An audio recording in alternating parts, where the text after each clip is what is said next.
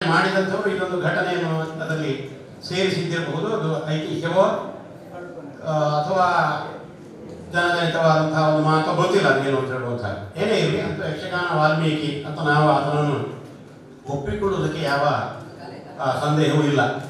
ಯಕ್ಷಗಾನಕ್ಕೆ ಹೆಚ್ಚಾಗಿ ಅರಸರ ಒಂದು ಪ್ರೋತ್ಸಾಹ ಇದ್ದಿರಲಿಲ್ಲ ಹಿಂದೆ ಅಂತ ಹೇಳುವಂತಹ ಮಾತನ್ನು ನಾನು ಬೇರೆ ಸಂದರ್ಭದಲ್ಲಿ ಹೇಳಿದ್ದೇನೆ.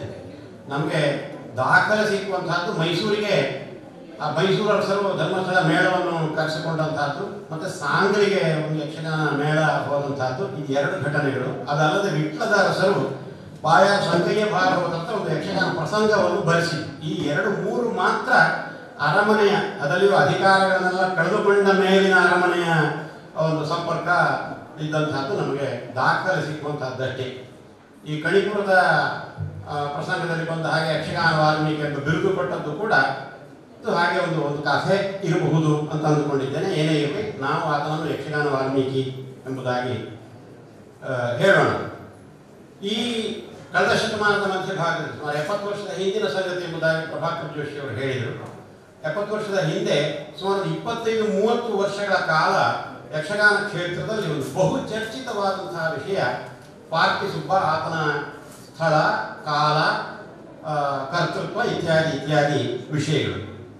ಯಕ್ಷಗಾನ ಸಾಹಿತ್ಯ ಚರಿತ್ರೆ ಇದೀಗಾಗಲೇ ರೂಪಿತವಾಗಿದೆ ಎಂಬಂತಹ ಅಭಿಪ್ರಾಯವನ್ನು ಹೇಳಿದರು. ಯಕ್ಷಗಾನ ಕವಿಚರಿತ್ರೆ ಅಂತ ಹೇಳುವಂತಹ ಪುಸ್ತಕ ಬಂದಿದೆ. ಯಕ್ಷಗಾನ ಸಾಹಿತ್ಯ ಚರಿತ್ರೆಗೆ ಸಂಬಂಧಪಟ್ಟಂತಹ ಎಷ್ಟೋ ವಿಷಯಗಳು ಬಂದಿವೆ.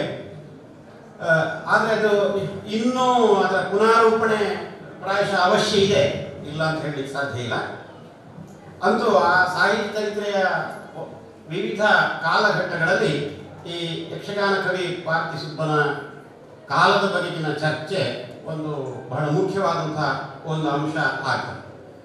ಈ ಚರ್ಚೆ ಅದು ಬೇರೆ ಬೇರೆ ಮಜಲುಗಳನ್ನು ದಾಟಿದ್ದು ಮಾತ್ರ ಅಲ್ಲ, ಬೇರೆ ಬೇರೆ ಸ್ವರೂಪಗಳನ್ನು ಕೂಡ ಪಡೆದುಕೊಂಡದ್ದರಿಂದ ಅದರಲ್ಲಿ ಸಂಶೋಧನೆಯ ವಿಷಯಗಳು, ಅಭಿಮಾನದ ಉದ್ಗಾರಗಳ ವಿಷಯಗಳು, ಟೀಕೆಯ ವಿಷಯಗಳು, ಆಮೇಲೆ ಇನ್ನೊಬ್ಬರ ವೈಯಕ್ತಿಕ ನಿಂದೆಯವರೆಗೆ ಈ ಚರ್ಚೆ ಮುಂದುವರೆದಿದೆ. ಇದು ಒಂದು ವಿಶೇಷವಾದಂತಹ ವಿಷಯವೇ ಸರಿ. ಇದು ಪ್ರಾರಂಭ ಎಲ್ಲಿಂದ ಅಂತ ಕೇಳಿದರೆ ನಮಗೆ ಈಗ ಗೊತ್ತಾಗುವಂತಹದ್ದು 1945ರಲ್ಲಿ ಪಂಡಿತ ಮುಳಿಯ ತಿಮ್ಮಪ್ಪನವರು ಪಾರ್ತಿ ಸುಬ್ಬ ಎಂಬ ಗ್ರಂಥವನ್ನು ರಚನೆ ಮಾಡಿದಲ್ಲಿಂದ. ಆ ಮೂಲಕ ಅವರು ಪಾರ್ತಿ ಸುಬ್ಬನ ಗ್ರಂಥಗಳ ವೈಶಿಷ್ಟ್ಯವನ್ನು ಮತ್ತು ಸರ್ವಸಾಮಾನ್ಯವಾಗಿ ಯಕ್ಷಗಾನದ ಒಂದು ಪರಿಚಯವನ್ನು ಕನ್ನಡ ನಾಡಿನ ಜನತೆಯ ಗಮನಕ್ಕೆ ತಂದರು. ಪಾರ್ತಿ ಸುಬ್ಬ ಎಂಬ ಗ್ರಂಥದ ಮೊದಲ ಭಾಗ ಯಕ್ಷಗಾನದ ಪರಿಚಯ, ಎರಡನೇದಾಗಿ ಪಾರ್ತಿ ಸುಬ್ಬನ ಪ್ರಸಂಗಗಳ ಪರಿಚಯ. ಈ ಪುಸ್ತಕದಲ್ಲಿರುವಂತಹದ್ದು ಅಷ್ಟು. ಆತ ಕುಂಬಳೆಯ ಕವಿ ಎಂಬಂತಹದ್ದು ಅದಕ್ಕಿಂತ ಮೊದಲೇ ಪ್ರಸಿದ್ಧವಾಗಿದ್ದದ್ದು, ಅದನ್ನು ದಾಖಲು ಮಾಡಿದ್ದಾರೆ. ಮತ್ತು ಪಾರ್ತಿ ಸುಬ್ಬನ ವಂಶದವರು ಇಂಥವ್ರು ಹೀಗೆ ಇದ್ದಾರೆ, ಅಕ್ಕಮ್ಮ ಎಂಬವರಿದ್ದಾರೆ ಅಂತ ಹೇಳುವಂಥದ್ದನ್ನು ದಾಖಲಿಸಿದ್ದಾರೆ. ಅವರಿಂದ ಮುಂದಿನ ತಲೆಮಾರಿನವರು ಇಲ್ಲಿ ಬಂದಿದ್ದಾರೆ. ಆದರೆ ಅವರಲ್ಲಿಯೂ ಅವರ ವಂಶವೃಕ್ಷ ಕೇಳಿದರೆ ದೊರಕುವಂತಹದ್ದು ಕಷ್ಟ. ತಿಮ್ಮಪ್ಪನವರು ಕೂಡ ಆ ವಂಶವೃಕ್ಷ 19ನೇ ಶತಮಾನದ ಕಾಲದವರೆಗಿಂದು ಕೊಟ್ಟಿದ್ದಾರೆ ಹೊರತು ಅದಕ್ಕಿಂತ ಹಿಂದಿಂದು ಕೊಡ್ಲಿಕ್ಕೆ ಸಾಧ್ಯ ಆಗಲಿಲ್ಲ. ಅವರು ಕಾಲ ನಿರ್ಣಯ ಮಾಡಿದ್ದು ಆ ಕಾಲ ಅಂತ ಹೇಳಿ. ಆದರೆ ಮುಳಿಯ ತಿಮ್ಮಪ್ಪನವರು ಮಾಡಿದಂತಹ ಕಾಲ ನಿರ್ಣಯ ಇದೆಲ್ಲ ವ್ಯತ್ಯಾಸ ಆಗಿದೆ, ಸಕಾರಣವಾಗಿ ವ್ಯತ್ಯಾಸ ಆಗಿದೆ.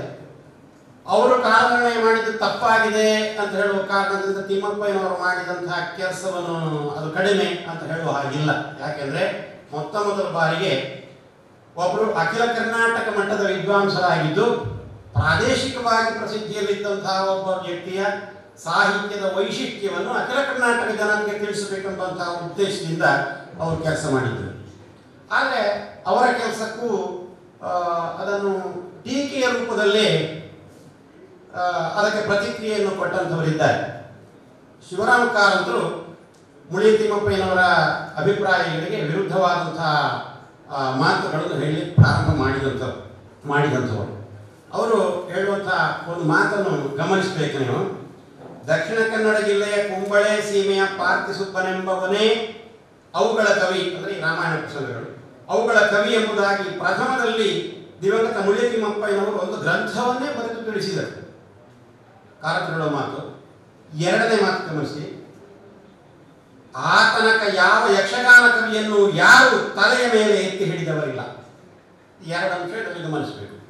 ಒಂದು, ತಿಮ್ಮಪ್ಪಯ್ಯನವರು ಒಬ್ಬ ಯಕ್ಷಗಾನ ಕವಿಯನ್ನು ತಲೆಯ ಮೇಲೆ ಎತ್ತಿ ಹಿಡಿದಿದ್ದಾರೆ ಮೊದಲ ಬಾರಿ ಅಂತ ಹೇಳಿದ ಒಂದು. ಆವರೆಗೆ ಯಾರು ತಲೆಯ ಮೇಲೆ ಎತ್ತಿ ಹಿಡಿದಿರಲಿಲ್ಲ ಅಂತ ಸದಭಿಪ್ರಾಯದಲ್ಲಿ ಕಾರಂತರು ಹೇಳಿಲ್ಲ ಎಂಬಂಥದ್ದು ಸ್ಪಷ್ಟ. ಯಾಕೆಂತ ಹೇಳಿದ್ರೆ ತಿಮ್ಮಪ್ಪಯ್ಯನವರು ಹೇಳಿದ್ದನ್ನು ಖಂಡಿಸಲಿಕ್ಕೆ ಅವರು ಪೂರ್ವಭಾವಿಯಾಗಿ ಈ ಮಾತನ್ನು ಹೇಳಿದಂತ. ಅಂತೂ ಅಖಿಲ ಕರ್ನಾಟಕ ವ್ಯಾಪ್ತಿಯ ತಿಮ್ಮಪ್ಪಯ್ಯನವರು ಇದರಲ್ಲಿ ಪ್ರಾರಂಭ ಮಾಡಿದರು. ಪ್ರತಿಸ್ಪರ್ಧಿಯಾಗಿ ಅಖಿಲ ಕರ್ನಾಟಕ ವ್ಯಾಪ್ತಿ ಪ್ರಸಿದ್ಧಿ ಉಳ್ಳಂತಹ ಕಾರಂತರು ಈ ಕ್ಷೇತ್ರವನ್ನು ಪ್ರವೇಶಿಸಿದರು. ಮುಂದೆ ಗೋವಿಂದ ಪೈಗಳು ಪಾರ್ಥಿಸುಬ್ಬನ ಬಗ್ಗೆ ಲೇಖನಗಳನ್ನು ಬರೆದರು. ಹೀಗೆ ಅಖಿಲ ಕರ್ನಾಟಕ ಪ್ರಸಿದ್ಧಿಯುಳ್ಳಂತಹ ಮೂವರು ಮಹಾ ವಿದ್ವಾಂಸರು, ಹೆಸರು ಪಡೆದಂತಹ ವ್ಯಕ್ತಿಗಳು ಈ ಕ್ಷೇತ್ರವನ್ನು ಪ್ರವೇಶಿಸಿದರು. ಆದರೂ ಕನ್ನಡ ಸಾಹಿತ್ಯ ಚರಿತ್ರೆಯಲ್ಲಿ ಆಗಲಿ ಅಥವಾ ಕನ್ನಡದ ವಿಮರ್ಶೆಯ ಕ್ಷೇತ್ರದಲ್ಲಿ ಆಗಲಿ ಪಾರ್ಥಿಸುಬ್ಬನ ಹೆಸರು ಹೆಚ್ಚಾಗಿ ಪ್ರಚಲಿತವಾಗಲಿಲ್ಲ. ತಿಮ್ಮಪ್ಪನವರು ಬರೆದಂತಹ ನಾಡೋಜ ಪಂಪ ಅದು ಪ್ರಸಿದ್ಧಿಯನ್ನು ಪಡೆಯಿತು. ಆದರೆ ಪಾರ್ಥಿಸುಬ್ಬ ದಕ್ಷಿಣ ಕನ್ನಡ ಪ್ರದೇಶದ ಹೊರಗಡೆಗೆ ವಿಶೇಷವಾದಂತಹ ಪ್ರಸಿದ್ಧಿಯನ್ನು ಪಡೆಯಲಿಲ್ಲ. ಅದನ್ನು ಗಮನಿಸಬೇಕು. ಏನೇ ಇರಲಿ, ಹೊರಗಿನವರಿಗೆ ಈ ಯಕ್ಷಗಾನದ ಪರಿಚಯ ಆಗುವುದಿದ್ರೆ ಮೊದಲ ಬಾರಿಗೆ ಪರಿಚಯ ಕೊಟ್ಟಂತಹ ಕೃತಿ ಮುಳಿಯ ತಿಮ್ಮಪ್ಪಯ್ಯನವರ ಪಾರ್ಥಿಸುಬ್ಬ ಎಂಬುದರಲ್ಲಿ ಸಂದೇಹ ಇಲ್ಲ. ಆಮೇಲೆ ಯಕ್ಷಗಾನ ಬಯಲಾಟ ಎಂಬ ಪುಸ್ತಕವನ್ನು 1957ರಲ್ಲಿ ಶಿವರಾಮ ಕಾರಂತರು ಬರೆದರು.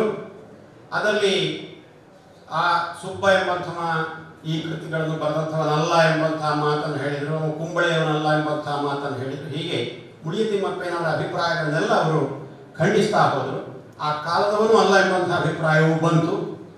ಮುಂದೆ ಕಾರಂತರು ಈ ಥರದ ವಿರೋಧಾಭಿಪ್ರಾಯಗಳನ್ನು, ತಿಮ್ಮಪ್ಪಯ್ಯನವರಿಗೆ ವಿರೋಧಾಭಿಪ್ರಾಯಗಳನ್ನು ನೀಡಿದಂತಹ ಸಂದರ್ಭದಲ್ಲಿ ಎಷ್ಟೋ ಯಕ್ಷಗಾನಾಸಕ್ತ ಮಹನೀಯರು ಮತ್ತು ಯಕ್ಷಗಾನ ಕ್ಷೇತ್ರದಲ್ಲಿ ಕೆಲಸ ಮಾಡ್ತಾ ಇದ್ದಂಥವರ ಅಭಿಮಾನಕ್ಕೆ ಪೆಟ್ಟಾಯಿತೋ ಏನೋ, ಅಂತೂ ಕಾರಂತರನ್ನೇ ಆಕ್ರಮಿಸಿ ಲೇಖನಗಳು ಬರಲಿಕ್ಕೆ ಪ್ರಾರಂಭ ಆಯಿತು. ಆ ಲೇಖನಗಳು ನಮಗೆ ಬಹಳಷ್ಟು ಲೇಖನಗಳು ನಮಗೆ ಇವತ್ತು ಉಪಲಬ್ಧ ಇಲ್ಲ. ಆಗ ಸೂಚನೆ ಬಂತು, ಇಡೀ ಈ ಪಾರ್ಥಿಸುಬ್ಬನ ಚರ್ಚೆ ಏನುಂಟು ಆ ಚರ್ಚೆಯ ಬಗ್ಗೆ ಎಲ್ಲ ಲೇಖನಗಳನ್ನು ಒಟ್ಟು ಮಾಡಬೇಕು ಅಂತ ಹೇಳಿ. ಆದರೆ ಆ ಲೇಖನಗಳನ್ನು ಒಟ್ಟು ಮಾಡುವಂಥದ್ದು ಬಹಳ ಕಷ್ಟ. ಯಾಕೆಂತ ಹೇಳಿದ್ರೆ ಎಷ್ಟೋ ಲೇಖನಗಳು ಈಗ ನಮಗೆ ಸಿಗ್ತಾ ಇಲ್ಲ. ಆ ಲೇಖನಗಳು ಬಂದಂತಹದ್ದು ರಾಷ್ಟ್ರಬಂಧು, ರಾಷ್ಟ್ರಮತ ಮತ್ತು ನವಭಾರತ ಪತ್ರಿಕೆಗಳಲ್ಲಿ. ನವಭಾರತ ಪತ್ರಿಕೆಗಳು ಈಗ ಸಿಗ್ತಾ ಇಲ್ಲ. ರಾಷ್ಟ್ರಬಂಧು, ರಾಷ್ಟ್ರಮತದಲ್ಲಿ ಬಂದಂತಹದ್ದನ್ನಾದರೂ ಹುಡುಕಲಿಕ್ಕೆ ಸಾಧ್ಯ ಉಂಟು. ಶಿವರಾಮ ಕಾರಂತರ ಅಲ್ಲದೆ ಈ ಕ್ಷೇತ್ರದಲ್ಲಿ ಕೆಲಸ ಮಾಡಿದಂಥವರು, ಲೇಖನಗಳನ್ನು ಬರೆದಂಥವರು ಹೆಸರುಗಳನ್ನು ಕೇಳಿದರೆ ನಿಮಗೆ ಪಟ್ಟಿಯೇ ಇದೆ. ರಾಷ್ಟ್ರಕವಿ ಗೋವಿಂದ ಪೈಗಳು, ಕುಕ್ಕೆಲ ಕೃಷ್ಣ ಭಟ್ರು, ಇವರ ಹೆಸರುಗಳಿಗೆ ಬಂತು. ಕೂಡ್ಲು ಈಶ್ವರ ಶಾನುಭಾಗ, ಸಿರಿಬಾಗಿಲು ವೆಂಕಪ್ಪಯ್ಯ, ಪೆರ್ಲ ಕೃಷ್ಣ ಭಟ್ಟ, ಕಯ್ಯಾರ ಕಿಂಜನರಿ, ವೆಂಕಟರಾಜ ಕುಣಿತಾಯ, ಡಿ.ವಿ. ಹೊಳ್ಳ, ದೇಶಮಂಗಲ ಕೃಷ್ಣ ಕಾರಂತ, ಅಮೃತ ಸೋಮೇಶ್ವರ, ಕವಿಭೂಷಣ ಕೆ.ಪಿ. ವೆಂಕಟ ಶೆಟ್ಟಿ, ಕನ್ಯಾನ ಭೀಮ್ ಭಟ್ಟ, ಪ್ರಭಾಕರ ಜೋಶಿ ಅವರು ನಾನು ಇದರಲ್ಲಿ ಕೊನೆ ಕೊಟ್ಟಿಯಾಗಿ ಅನಂತ ನಾವು ಸೇರಿದ್ದೇನೆ ಅಂತ ಹೇಳುವಂತಹದ್ದನ್ನು ಹೇಳಿ. ಇವರು ಅಲ್ಲದೆ ಇನ್ನೂ ಅನೇಕ ಮಂದಿ ಇದ್ದಾರೆ. ಪೂರ್ ಶ್ರೀನಿವಾಸ ಭಟ್ಟ ಮೊದಲಾದಂಥವರು ಹಲವರು ಇದು ಮುಖ್ಯ ಪಟ್ಟಿಯನ್ನು ಮಾಡಿದಂಥದ್ದು ನಾನು. ಹೀಗೆ ಅನೇಕ ಮಂದಿ ಈ ಕ್ಷೇತ್ರದಲ್ಲಿ ತಮ್ಮ ಅಭಿಪ್ರಾಯಗಳನ್ನು ವ್ಯಕ್ತಪಡಿಸಿದ್ದಾರೆ. 1961ರಲ್ಲಿ ಕೋಟೆಕಾರಿನಲ್ಲಿ ಒಂದು ದೊಡ್ಡ ವಿಚಾರಗೋಷ್ಠಿ ನಡೆದು ಅದರಲ್ಲಿ ಪಾರ್ಥಿಸುಬ್ಬನ ಕಾಲ, ಕರ್ತೃತ್ವ ಇತ್ಯಾದಿ ವಿಷಯಗಳ ಬಗ್ಗೆ ಕುಕ್ಕೆಲ ಕೃಷ್ಣ ಭಟ್ರು ದೀರ್ಘವಾದಂತಹ ಉಪನ್ಯಾಸ ಮಾಡಿದರು. ಅದು ಮುದ್ರಿತವೂ ಆಗಿ ಹೊರಗೆ ಬಂತು ಪುಸ್ತಕ ರೂಪದಲ್ಲಿ. ಹೀಗೆ ಆ ಪುಸ್ತಕದಲ್ಲಿ ಅವರು ಹೇಳಿದಂತಹದ್ದು, ಕಾಲನಿರ್ಣಯದ ಬಗ್ಗೆ ಹೇಳಿದಂತಹದ್ದು, ಪಾರ್ಥಿಸುಬ್ಬನು ಕುಂಬಳೆಯವನು, ಸ್ಥಾನಿಕ ಬ್ರಾಹ್ಮಣ, 1760ರಿಂದ 1820ರವರೆಗೆ ಇದ್ದಿರಬೇಕು ಅಂತ ಊಹಿಸಿದಂತಹದ್ದು. ಇದು ತಿಮ್ಮಪ್ಪಯ್ಯನವರ ಕಾಲದ ಊಹೆಗೆ ಸರಿಸಮಾನವಾದಂತಹದ್ದು.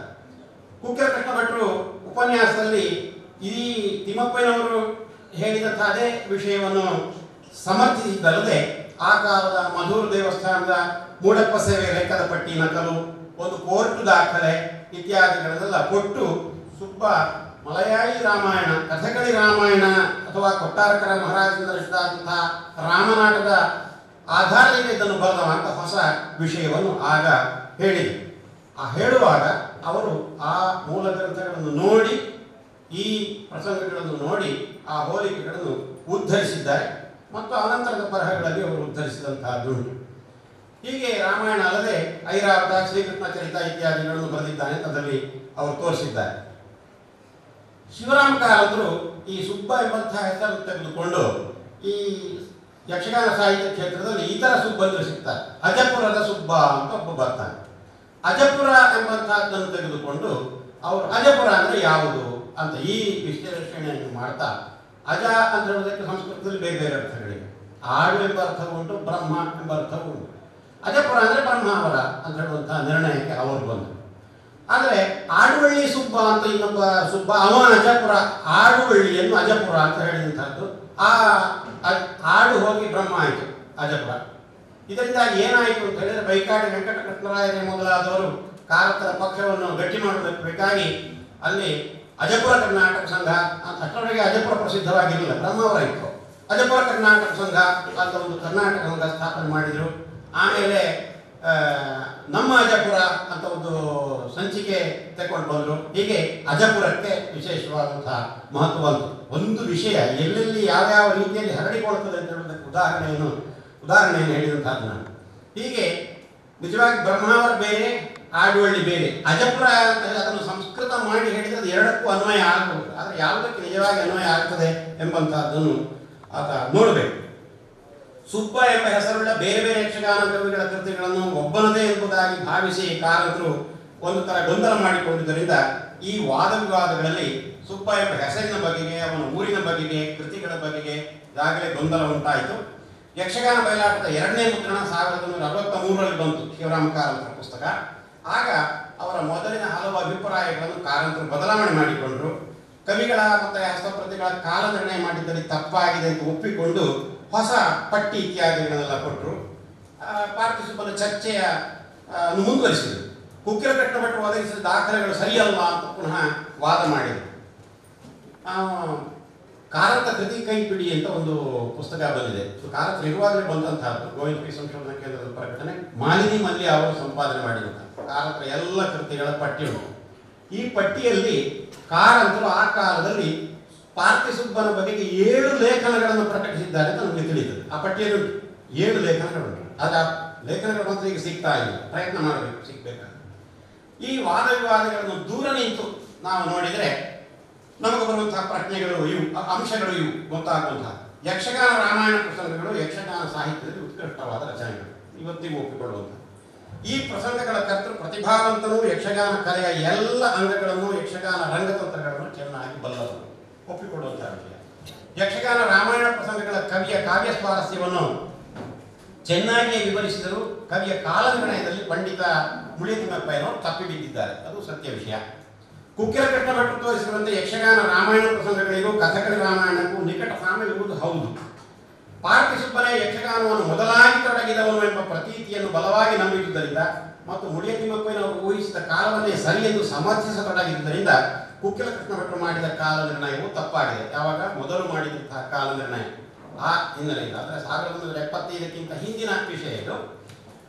ಕುಕ್ಕಿಲಕೃಷ್ಣ ಭಟ್ರು 61ನೇ ಇಸವಿಯಲ್ಲಿ ಮಾಡಿದಂತಹ ಕಾಲ ನಿರ್ಣಯ, ಕೋಟೆಕಾರನ ಭಾಷಣದಲ್ಲಿ ಮಾಡಿದಂತಹ ಕಾಲ ನಿರ್ಣಯವು ತಪ್ಪಾಯಿತು. ಕಾರಂತರು ಕಾಲ ನಿರ್ಣಯ ಇತ್ಯಾದಿಗಳ ನಿರಾಸಕ್ತರು. ಆದರೂ ಅವರು ಮಾಡಿದ ಹಳೆಯ ಹಸ್ತಪ್ರತಿಗಳ ಸರ್ವೇಕ್ಷಣೆಯಿಂದಲಾಗಿ ತಿಮ್ಮಪ್ಪಯ್ಯನವರು ಹೇಳುವ ಸುಬ್ಬನ ಕಾಲಕ್ಕಿಂತ ಹಿಂದಿನ ಕಾಲದ ಯಕ್ಷಗಾನ ರಾಮಾಯಣ ಪ್ರಸಂಗಗಳ ಹಸ್ತಪ್ರತಿಗಳು, ಓಲೆ ಪ್ರತಿಗಳು ದೊರಕಿದ್ದರಿಂದ ತಿಮ್ಮಪ್ಪಯ್ಯನವರ ಕಾಲ ನಿರ್ಣಯದಲ್ಲಿ ಅವರಿಗೆ ಅವಿಶ್ವಾಸ ಉಂಟಾದ್ದು ಸಹಜ. ಆದರೆ ಕಾಲ ನಿರ್ಣಯ ಮಾತ್ರ ಸರಿಯಲ್ಲವೆಂದು ಹೇಳದೆ ಪಾರ್ಥಿಸುಬ್ಬನು ಕವಿಯಲ್ಲ ಎಂದು ಅವರು ಹೇಳತೊಡಗಿದುದು ಸಂಶೋಧನೆಯ ದಾರಿಯನ್ನು ತಪ್ಪಿಸಿತು. ತಿಮ್ಮಪ್ಪಯ್ಯನವರ ಕಾಲ ನಿರ್ಣಯ ಸರಿ ಇಲ್ಲ ಅಂತ ಮಾತ್ರ ಹೇಳಿದ್ದಲ್ಲ, ಸುಬ್ಬನ ಕವಿಯೇ ಅಲ್ಲ ಅಂತ ಹೇಳುವ ಆ ದೃಷ್ಟಿಯಲ್ಲಿ ಕಾರಂತರು ವಾದ ಮಾಡತೊಡಗಿ ಅದು ಎಲ್ಲರೂ ದಾರಿ ತಪ್ಪಿಸಿದರು. ತಮಗುಂಟಾದ ಈ ಸಂದೇಹದಿಂದಾಗಿ ಕಾರಂತರು ಮಧೂರು ಅಥವಾ ಮದವೂರು, ಕಣ್ವಪುರ ಅಥವಾ ಕಣಿಪುರಗಳಿಗೂ ಪ್ರಸಂಗಕರ್ತರಿಗೂ ಇರುವ ಸಂಬಂಧವನ್ನು ನಿರಾಕರಿಸಿ ಎಲ್ಲೆಲ್ಲಿಗೂ ಕೊಂಡು ಹೋಗಿ ಮಧೂರು ಆಗಬೇಕಾಗಿಲ್ಲ, ಮದ್ದೂರು ತುಂಬ ಉಂಟು ನಮ್ಮ ಊರಿನಲ್ಲಿ, ಕನ್ನಡ ನಾಡಿನಲ್ಲಿ ಅಂತ ಹೇಳಿದರು. ಆಮೇಲೆ ಅದು ಮದವೂರು ಅಂತ ಹೇಳಿದ್ರು ಮದ್ದೂರು ಆಗ್ಬೋದು ಅಂತ ಹೇಳಿದರು. ಆಮೇಲೆ ಕಣಿಪುರ ಎಂಬಂತಹದ್ದು ಕಣಿವೆ ಆಗ್ಬೋದು, ಆಗುಂಬೆ ಹತ್ರ ಕಣಿವೆ ಅಂತ ಉಂಟು, ಅಲ್ಲೊಂದು ವೇಣುಗೋಪಾಲಕೃಷ್ಣ ದೇವಸ್ಥಾನ ಉಂಟು ಆಗುಂಬೆಯಲ್ಲಿ, ಆದ್ದರಿಂದ ಗೋಪಾಲಕೃಷ್ಣ ಕಣಿವೆ ಗೋಪಾಲಕೃಷ್ಣನೂ ಆಗ್ಬೋದು, ಕಣಿಪುರ ಅಲ್ಲ ಅಂತ. ಇಲ್ಲಿ ಕಣಿಪುರ ಕುಂಬಳೆ ಎಂಬಂತಹದ್ದು ಪ್ರಸಿದ್ಧವಾದ, ಇಲ್ಲಿ ಎಲ್ಲರಿಗೂ ಗೊತ್ತಿರುವಂತಹ ವಿಷಯ, ಜನಜನಿತವಾದ.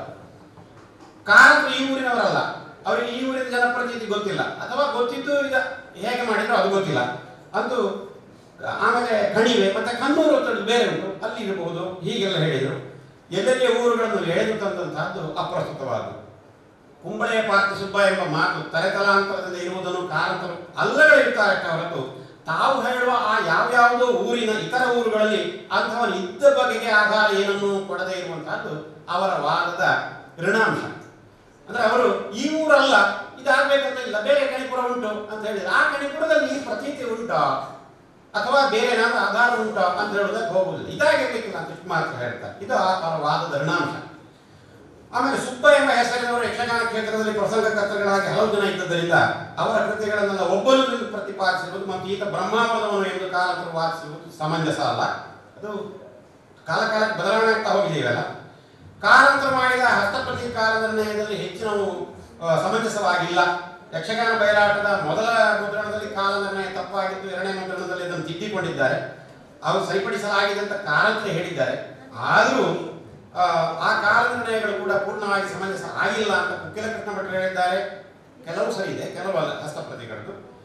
ಆಮೇಲೆ ಇತಿಹಾಸ ತಜ್ಞ ಮಂಜೇಶ್ವರ ಮುಕುಂದ ಪ್ರಭುಗಳು ಹೇಳಿದ್ದಾರೆ ಕೆಲವು ಕಾಲ ನಿರ್ಣಯ ಸರಿ ಇಲ್ಲ ಇದರಲ್ಲಿ ಅಂತ ಹೇಳಿ.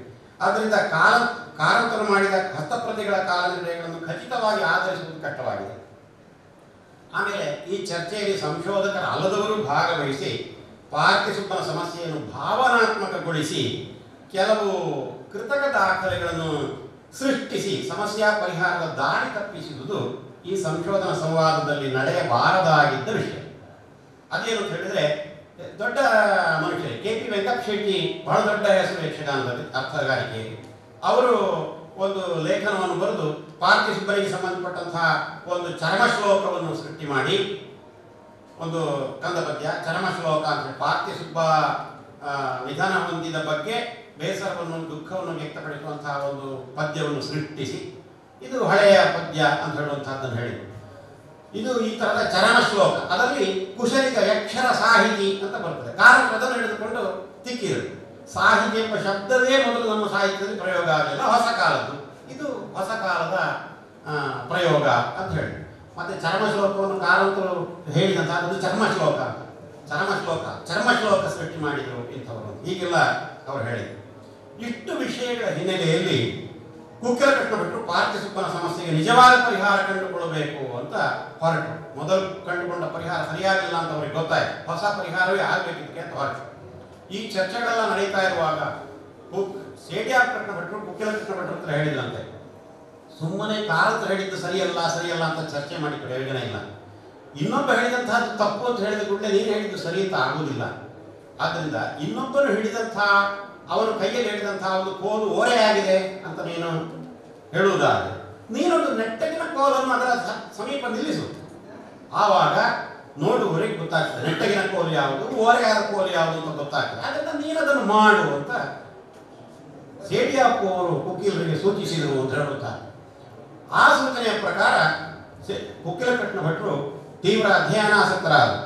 ಅಧ್ಯಯನಕ್ಕಾಗಿಯೇ ಅವರು ಮೈಸೂರಿಗೆ ಹೋಗಿ ಹಲವಾರು ವರ್ಷಗಳ ಕಾಲ ಮನೆ ಮಾಡಿ ನಿಂತರು.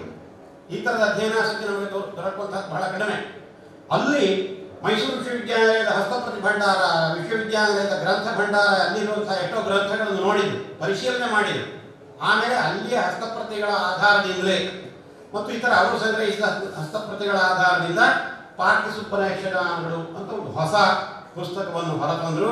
ಅದರಲ್ಲಿ ಸ್ವಲ್ಪ ಮಟ್ಟಿಗೆ ಶಾಸ್ತ್ರೀಯವಾಗಿ ಗ್ರಂಥ ಸಂಪಾದನೆ ತತ್ವಗಳನ್ನು ಅನುಸರಿಸಿಕೊಂಡು ಯಕ್ಷಗಾನ ಕೃತಿಗಳನ್ನು ಸಂಪಾದಿಸಿಕೊಟ್ರು. ಅದು ಸಂಪೂರ್ಣವಾಗಿ ಈ ಗ್ರಂಥ ಸಂಪಾದನೆ ನಿಯಮಗಳಿಗೆ ಅನುಗುಣವಾಗಿದೆ ಅಂತ ಹೇಳಿ ಸಾಧ್ಯ ಇಲ್ಲ. ಇನ್ನೂ ತುಂಬ ವಿಷಯಗಳುಂಟು ಅದರಲ್ಲಿ. ಆಮೇಲೆ ಅದಕ್ಕೆ ಅವರು 150 ಪುಟದ ಒಂದು ಪ್ರಸ್ತಾವನೆ ಬರೆದ್ರಂತೆ. ಈ ಪ್ರಸ್ತಾವನೆ ಬಹಳ ದೀರ್ಘ ಆಯಿತು, ನೀವು ಸಂಕ್ಷಿಪ್ತ ಮಾಡಿಕೊಡಿ ಅಂತ ಹಾಮಾನಾಯಕರು ಹೇಳಿದರು. ಅವರು ಸಂಪಾದಕರು, ಆ ಮುಖ್ಯಸ್ಥರವರು. ಅದಕ್ಕೆ ಬೇಕಾಗಿ ಅವರು ಸಂಪಾದನೆ ಒಂದು 50 ಪುಟಕ್ಕೆ ಇಳಿಸಿದ್ರಂತೆ. 150 ಪುಟವನ್ನು 50 ಪುಟಕ್ಕೆ ಇಳಿಸುವಾಗ ಇನ್ನೆಷ್ಟು ವಿವರಗಳು ಬಿಟ್ಟು ಹೋಗಿವೆ ಅದು ನಮಗೆ ಗೊತ್ತಿಲ್ಲ. ಈಗ ಆ ಮೂಲ ಬರಹ ನಮಗೆ ಸಿಕ್ಕಲಿಲ್ಲ, ಜೋಶಿಯವರಿಗೆ ಅದು ಸಿಕ್ಕಲಿಲ್ಲ. ಅವರು 150 ಪುಟ ಬರೆದದ್ದು ಸಿಕ್ಕಲಿಲ್ಲ, ಇದು ಮಾತ್ರ ಸಿಕ್ಕಿದಂತಹದ್ದು.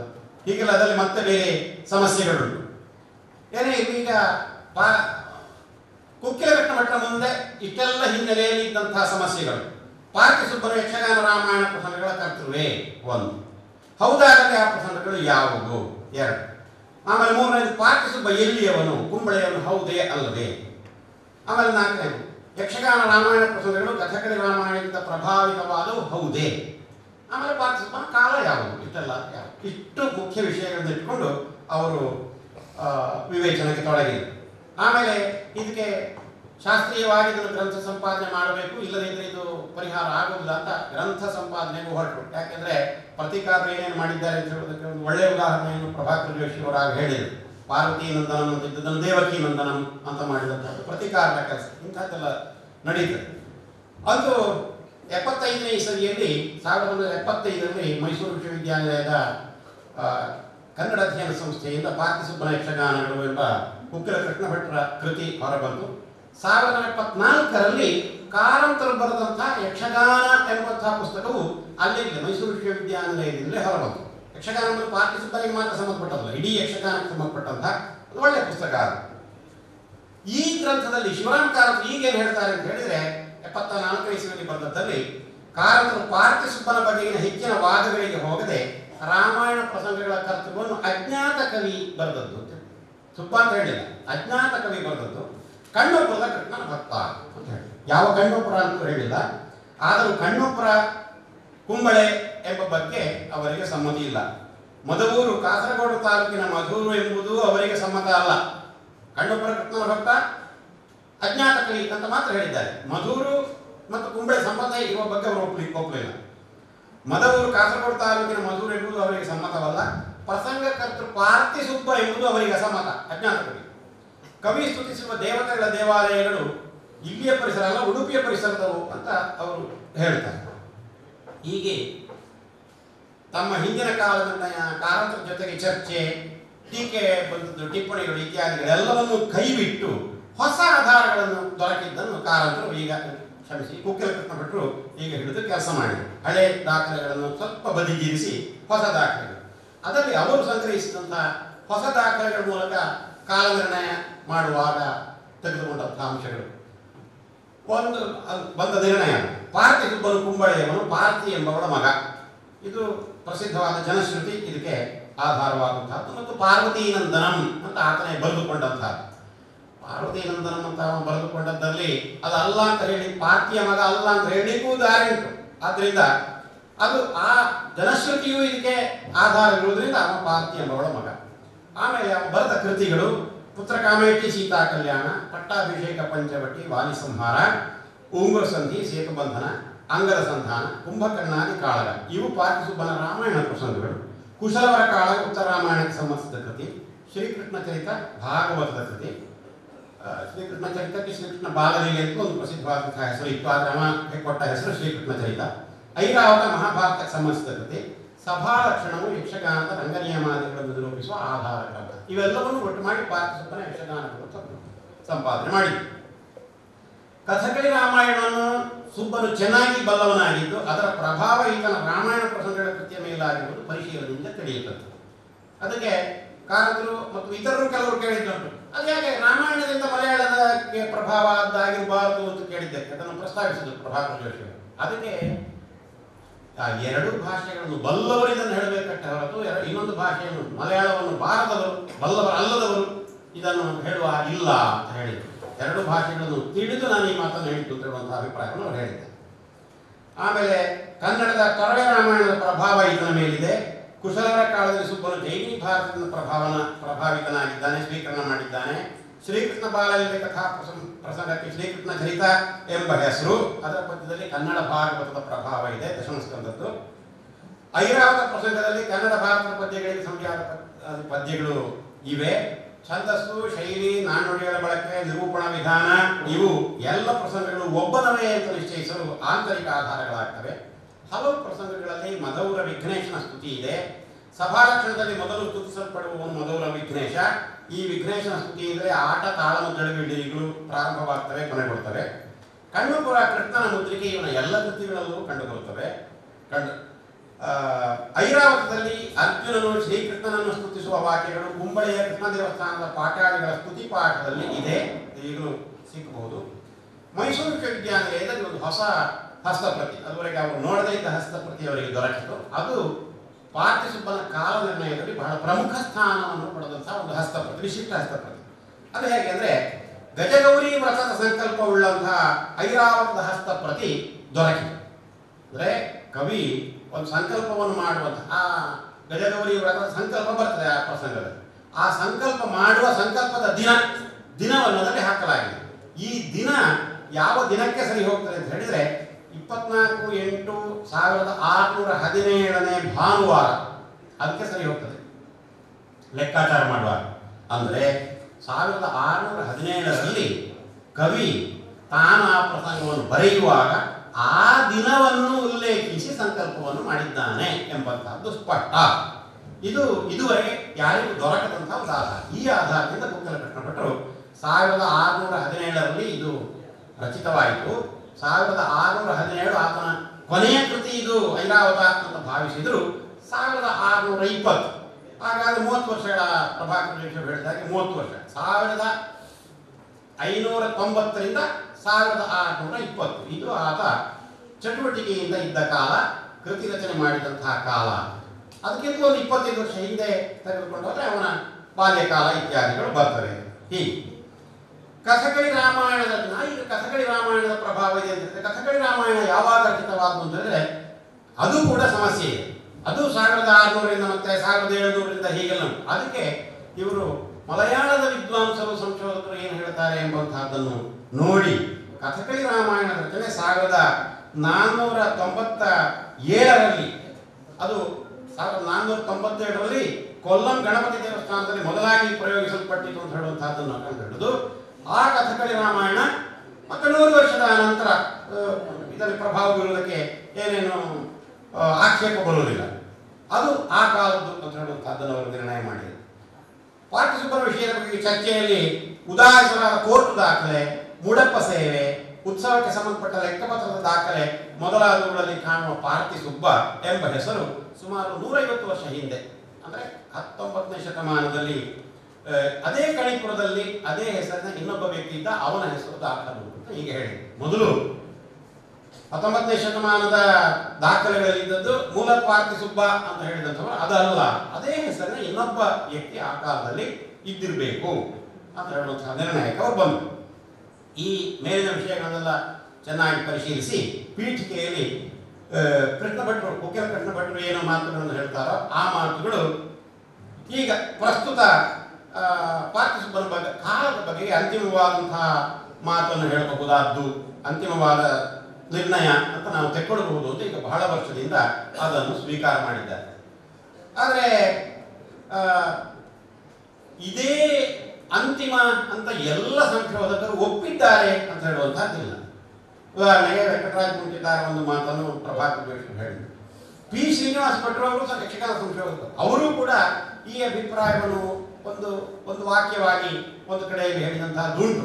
ಆದರೆ ಪ್ರಬಲವಾಗಿ ಕುಕ್ಕಲ ಕೃಷ್ಣ ಭಟ್ರು ಮಾಡಿದಂತಹ ಕಾಲ ನಿರ್ಣಯವನ್ನು ಇದುವರೆಗೆ ಖಂಡಿಸಿ ಹೊಸ ಆಧಾರಗಳನ್ನು ಕೊಟ್ಟು ಬೇರೆ ಯಾವ ಸಂಶೋಧನೆಗಳು ನಡೆದಿಲ್ಲ ಎಂಬಂತಹದ್ದಂತೂ ಸ್ಪಷ್ಟ. ಹೀಗೆ ಪಾರ್ಥಿಸುಬ್ಬನ ಕಾಲವನ್ನು ಅಂತಿಮವಾಗಿ ನಿರ್ಣಯಿಸ್ತಾ ಇರುವಾಗಲೂ ಕಾಲ ನಿರ್ಣಯದ ಬಗೆಗೆ ಹಿಂದೆ ಚರ್ಚೆ ದಾರಿ ತಪ್ಪಿದ ವಿಷಯ ಇತ್ಯಾದಿಗಳನ್ನು ಕುಕ್ಕಲ ಕೃಷ್ಣ ಭಟ್ರು ಉಲ್ಲೇಖಿಸ್ತಾ ಇಲ್ಲ. ಅದು ಅವರ ನಿರೂಪಣೆಯಲ್ಲಿ ಕಂಡುಬರುವಂತಹ ಒಂದು ಲೋಪ.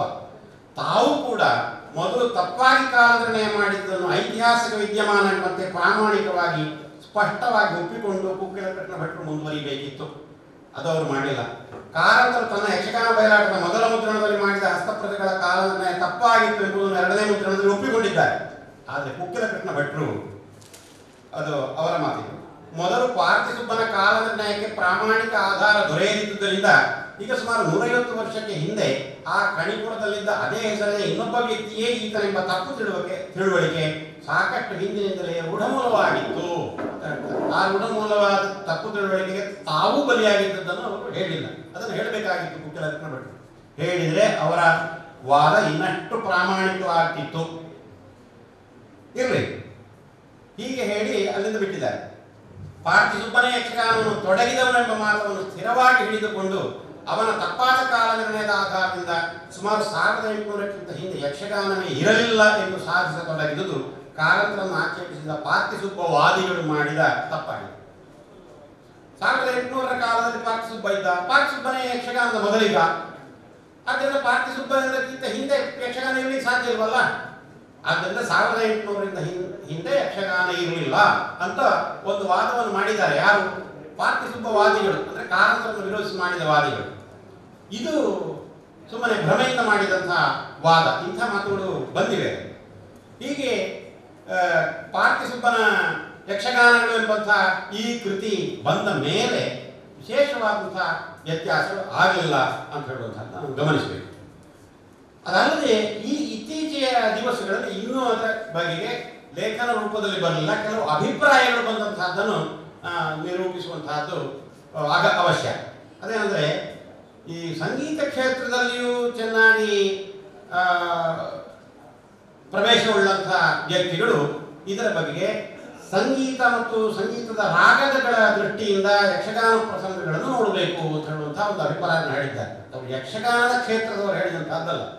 ಈ ಮಾತನ್ನು ಹೇಳಿದಂಥವರು ಎಸ್ ಕಾರ್ತಿಕ್ ಎಂಬಂತಹ ಯುವ ಸಂಶೋಧಕರು, ಬೆಂಗಳೂರಿನವರು. ಅವರು ಸಂಗೀತವನ್ನು ಚೆನ್ನಾಗಿ ಬಲ್ಲವರು, ಸಂಗೀತಗಳ ರಾಗಗಳ ಇತಿಹಾಸವನ್ನು ಬಲ್ಲಂಥವರು. ಈ ಯಕ್ಷಗಾನ ಪ್ರಸಂಗಗಳಲ್ಲಿ ದೊರಕುವಂತಹ ರಾಗಗಳು, ಈಗ ಕೆಲವು ರಾಗಗಳಿಂದಲೇ ಹಾಕಿದ್ದಾರೆ. ಈ ರಾಗಗಳು, ನಾವು ರಾಗಗಳ ಇತಿಹಾಸವನ್ನು ಗಮನಿಸಿದರೆ ಆ ರಾಗಗಳ ಇತಿಹಾಸ ತೊಡಗುವುದೇ ಇಂಥ ಕಾಲದಿಂದ. ಇಂಥವರು ಸೃಷ್ಟಿ ಮಾಡಿದ್ರು ಅಂತ ಹೇಳುವಂತಹ ಎಷ್ಟೋ ರಾಗಗಳಿವೆ. ಆ ರಾಗಗಳು ಯಕ್ಷಗಾನ ಪ್ರಸಂಗಗಳಲ್ಲಿ ಕಾಣ್ತವೆ. ಹಾಗಾದರೆ ಅದನ್ನು ಹೊಂದಿಸುವುದು ಹೇಗೆ ಎಂಬಂತಹ ಪ್ರಶ್ನೆಗಳು. ಇಷ್ಟು ಮಾತ್ರ ಅಲ್ಲ, ಪಾರ್ಥಿಸುಬ್ಬನ ಯಕ್ಷಗಾನಗಳಲ್ಲಿ ಕಂಡುಬರುವಂತಹ ಕೆಲವು ಪದ್ಯಗಳಿಗೂ ಈ ಕೀರ್ತನಕಾರ ಹರಿದಾಸರ ಕೆಲವು ಪದ್ಯಗಳಿಗೂ ಇರುವಂತಹ ನಿಕಟ ಸಾಮ್ಯ, ಇದರ ಬಗ್ಗೆ ವಿಶೇಷವಾದಂತಹ ಅಧ್ಯಯನ ಆಗಲಿಲ್ಲ.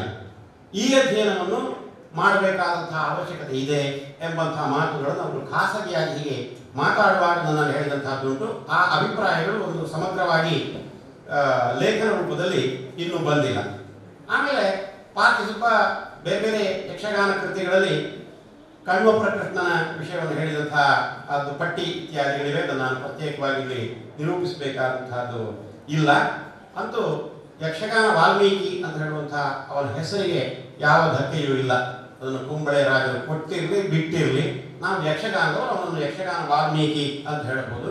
ಇಡೀ ವಾಲ್ಮೀಕಿ ರಾಮಾಯಣವನ್ನು ಆತ ರಚಿಸದೇ ಇದ್ದರೂ ತಾನು ಸಂಧಿಯಾಗಿ ಇಡೀ ರಾಮಾಯಣವನ್ನು ರಚಿಸುವಂತಹ ಸಂಕಲ್ಪವನ್ನು ಅವನು ಮಾಡಿರಬೇಕು ಎಂಬಂತಹದ್ದಂತೂ ಸ್ಪಷ್ಟ. ಅದರಲ್ಲಿ ಕುಂಭಕರ್ಣಾದಿ ಕಾಲದವರೆಗೆ ಆತ ರಚನೆ ಮಾಡಿದ್ದಾನೆ. ಆಮೇಲೆ ರಾವಣ ವಧೆ ಆತ ಬರೆದಂತಹದ್ದಲ್ಲ.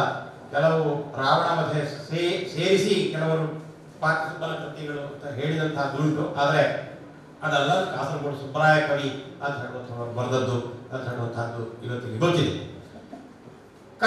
ಈ ರಾಮಾಯಣದ ಸಮಗ್ರ ರಾಮಾಯಣವನ್ನು ಬರೆದಂತಹ ಇತರ ಕವಿಗಳಿದ್ದಾರೆ. ಆದರೆ ಅವರನ್ನು ಯಕ್ಷಗಾನ ರಾಮಾಯಣ ಕವಿಗಳು ಅಂತ ಹೇಳೋದಿಲ್ಲ. ಉದಾಹರಣೆಗೆ ಹೊಸಕೋಟ ಮಂಜುನಾಥ ಭಾಗವತರೆ 19 ಪ್ರಸಂಗಗಳನ್ನು ಒಟ್ಟಾಗಿ ಬರೆದಿದ್ದಾರೆ. ಅವರು ಇನ್ನೂ ಹೆಚ್ಚೆಷ್ಟೋ ಕೆಲಸಗಳನ್ನು ಮಾಡಿದ್ದಾರೆ. ಆದರೆ ಅವರನ್ನು ಯಕ್ಷಗಾನ ರಾಮಾಯಣ ಕವಿ ಅಂತ ಪ್ರತ್ಯೇಕವಾಗಿ ಗುರುತಿಸಿದಂತಹದ್ದಿಲ್ಲ. ಅದಲ್ಲದೆ ಸಂಪೂರ್ಣ ರಾಮಾಯಣ ಎಂಬ ಹೆಸರಿನಲ್ಲಿ ಕೆಲವು ಪುಸ್ತಕಗಳು ಬಂದಿವೆ, ಕೆಲವು ಪ್ರಸಂಗಗಳು ಬಂದಿವೆ.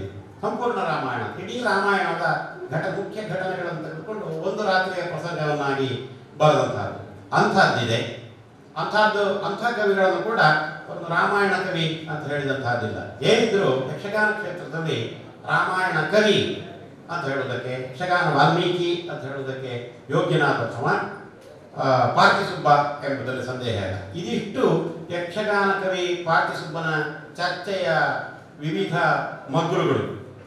ಇನ್ನು ಇದನ್ನು ಈ ಎಲ್ಲ ಲೇಖನಗಳನ್ನು ಸಂಪಾದಿಸಿ ಅವುಗಳನ್ನು ಸರಿಯಾಗಿ ಕಾಲಾನುಕ್ರಮವಾಗಿ ಜೋಡಿಸಿ ಅವುಗಳಿಗೆ ಟಿಪ್ಪಣಿಯನ್ನು ಸೇರಿಸಿ ಅದು ಜನರಿಗೆ ಅದು ಅರ್ಥವಾಗುವ ರೀತಿಯಲ್ಲಿ, ಸಂಶೋಧಕರಿಗೆ ಅರ್ಥವಾಗುವಂತಹ ರೀತಿಯಲ್ಲಿ ಆದರೂ ಅದನ್ನು ಹೊಂದಿಸಬೇಕಾದ್ರೆ ಅದು ಸುಲಭದ ಕಾರ್ಯ ಅಂತೂ ಅಲ್ಲ. ಮತ್ತು ಇದು ಎಲ್ಲ ಲೇಖನಗಳು ನಮಗೆ ದೊರಕುವುದೂ ಇಲ್ಲ. ನಾನು ಈಗ ಹೇಳಿದಂತಹದ್ದಲ್ಲಿ ಕೆಲವರ ಹೆಸರುಗಳನ್ನು ಮಾತ್ರ. ಆದರೂ ನಿಮ್ಮಲ್ಲಿ ಆಸಕ್ತರಾದಂಥವರಿಗೆ ನೋಡಲೇಬೇಕಾದಂತಹ ಲೇಖನಗಳು ಇವು. ಒಂದು ಮುಳಿಯ ತಿಮ್ಮಪ್ಪನವರ ಪಾರ್ಥಿಸುಬ್ಬ ಎಂಬ ಕೃತಿ, ಎರಡನೇದು ಕಾರಂತರ ಯಕ್ಷಗಾನ ಬಯಲಾಟ ಎಂಬ ಕೃತಿ. ಅವರು ಕಾರಂತರು ಕೂಡ ಹಾಗೆ ಬರೆಯುವಾಗ ಈ ವಿಷಯದಲ್ಲಿ ಕುಕ್ಕಿಲ ಕೃಷ್ಣ ಭಟ್ಟರೆಂಬವರು ಈ ರೀತಿ ಹೇಳ್ತಾರೆ, ಈ ರೀತಿಯ ಮಾತುಗಳನ್ನೆಲ್ಲ ಹೇಳಿದ್ದಾರೆ. ಯಕ್ಷಗಾನ ಕವಿಯೊಬ್ಬನನ್ನು ತಲೆ ಮೇಲೆ ಹೊತ್ತವರು ಯಾರೂ ಇಲ್ಲ ಅಂತ ತಿಮ್ಮಪ್ಪನವರ ಬಗ್ಗೆ ಹೇಳಿದ ಹಾಗೆ ಈ ವಿಷಯದಲ್ಲಿ ಕುಕ್ಕೆಲಕೃಷ್ಣ ಭಟ್ಟರೆಂಬವರು ಯಾವ ಯಾಕಷ್ಟೊಬ್ಬ ವ್ಯಕ್ತಿ ಎಂಬ ಈ ಥರದ ಮಾತುಗಳನ್ನು ಕಾರಂತರು ಉಪಯೋಗಿಸಿದಂತಹದ್ದು. ತಾವು ಮೊದಲು ತಪ್ಪು ಬರೆದಿದ್ದೇವೆ ಅಂತ ಹೇಳೋದನ್ನು ತಿಳಿಸದಿದ್ದು ಕೃಷ್ಣ ಭಟ್ರು ಉಂಟು. ಎಲ್ಲವನ್ನು ನಾವು ಪರಿಶೀಲನೆ ಮಾಡಿ ಸಮತೂಕದಿಂದ ಸಮಚಿತ್ತದಿಂದ ಇದನ್ನೆಲ್ಲ ಸಂಪಾದಿಸುವವರು ಹೊಣೆಗಾರಿಕೆಯನ್ನು ಹೊರಬೇಕಾಗ್ತದೆ. ಆಮೇಲೆ ಯಕ್ಷಗಾನ ಬಯಲಾಟ ಎಂಬ ಕೃತಿ ಕುಕ್ಕೆಲಕೃಷ್ಣ ಭಟ್ರ ಕುಂಬಳೆ ಪಾರ್ಕ ಸುಬ್ಬ ಕವಿಯ ಕಾಲ ಮತ್ತು ಕರ್ತೃತ್ವ ನಿರ್ಣಯ ಎಂಬ 1961ನೇ ಇಸವಿಯ ಕೋಟೆಕಾರಿನ ಉಪನ್ಯಾಸ. ಅಮೃತ ಸೋಮೇಶ್ವರರು ಬರೆದ ವೆಂಕಣಾರಿ ನಮಗ ಸುಬ್ಬನು ಬ್ರಹ್ಮಾವರದವನಲ್ಲ ಎಂಬ ಒಂದು ಲೇಖನ ಅವರ ಪುಸ್ತಕಗಳಲ್ಲಿ ಬಂದಿದೆ. ರಾಷ್ಟ್ರಮತ ವಿಶೇಷ ಸಂಚಿಕೆಯಲ್ಲಿ ಬಂದದ್ದು. ಆಮೇಲೆ ಕುಕ್ಕೆಲಕೃಷ್ಣ ಭಟ್ರು ಮಧುಪುರದಲ್ಲಿ, ಮಧುಪುರ ಎಂಬ ಪುಸ್ತಕ, ಅದು ಮಧೂರು ದೇವಸ್ಥಾನದ ಮುಡಪ ಸೇವೆಯ ಒಂದು ಗ್ರಂಥ, ಸ್ಮರಣ ಸಂಪುಟ, 1962, ವೆಂಕಟಕೃಷ್ಣಯ್ಯನವರು ಸಂಪಾದಕರು. ಶ್ರೀ ಕೋಟ ಶಿವರಾಮ ಕಾರಂತರ ಸುಬ್ಬನ ಸಮಸ್ಯೆ ಅಂತ ಒಂದು ಲೇಖನವನ್ನು ಬರೆದಿದ್ದಾರೆ. ಅದರಲ್ಲಿ ಸ್ವಲ್ಪ ಕಾರಂತರಿಗೆ ಚುಚ್ಚಿದಂತಹ ಮಾತುಗಳನ್ನು ಇವರು ಹೇಳಿದ್ದಾರೆ. ಹೀಗೆ ಸಂಶೋಧನೆಗಿಂತಲೂ ಚುಚ್ಚುವ ಮಾತುಗಳನ್ನೇ ಹೆಚ್ಚು ನಮ್ಮ ಸಂಶೋಧಕರು ಇದನ್ನೆಲ್ಲ ಹೇಳಿದ್ದನ್ನು ನಾವು ಕಾಣ್ತೇವೆ. ಆಮೇಲೆ ಬೈಕಾಡಿ ವೆಂಕಟಕೃಷ್ಣರಾಯರು ಬರೆದಂತಹ ನಮ್ಮ ಅಜಪುರ ಎಂಬಂತಹದ್ದು, ಸಿರಿಬಾಗಿಲು ವೆಂಕಪ್ಪಯ್ಯನವರ ಯಕ್ಷಗಾನ ಕವಿ ಸುಬ್ಬನ ಸಮಸ್ಯೆ ಅಂತ ಮಧುರ ಸ್ಮೃತಿ ಅಂತ ಹೇಳುವಂತಹ ಸ್ಮೃತಿ ಸಂಚಿಕೆ 1965ರಲ್ಲಿ ಬಂದದ್ದು. ಆಮೇಲೆ ಕುಕ್ಕೆಲಕೃಷ್ಣ ಭಟ್ರ ಪಾರ್ಕ ಸುಬ್ಬನ ಯಕ್ಷಗಾನಗಳು ಎಂಬಂತಹ ಕೃತಿ. ಇಷ್ಟನ್ನು ನಾವು ಮುಖ್ಯವಾಗಿ ನೋಡಿದರೆ ಈ ಸುಬ್ಬನ ಸಮಸ್ಯೆ, ಕಾಲ ವಿಚಾರ ಇತ್ಯಾದಿಗಳ ಬಗೆಗೆ ಮುಖ್ಯ ವಿಷಯಗಳು ಗೊತ್ತಾಗ್ತವೆ.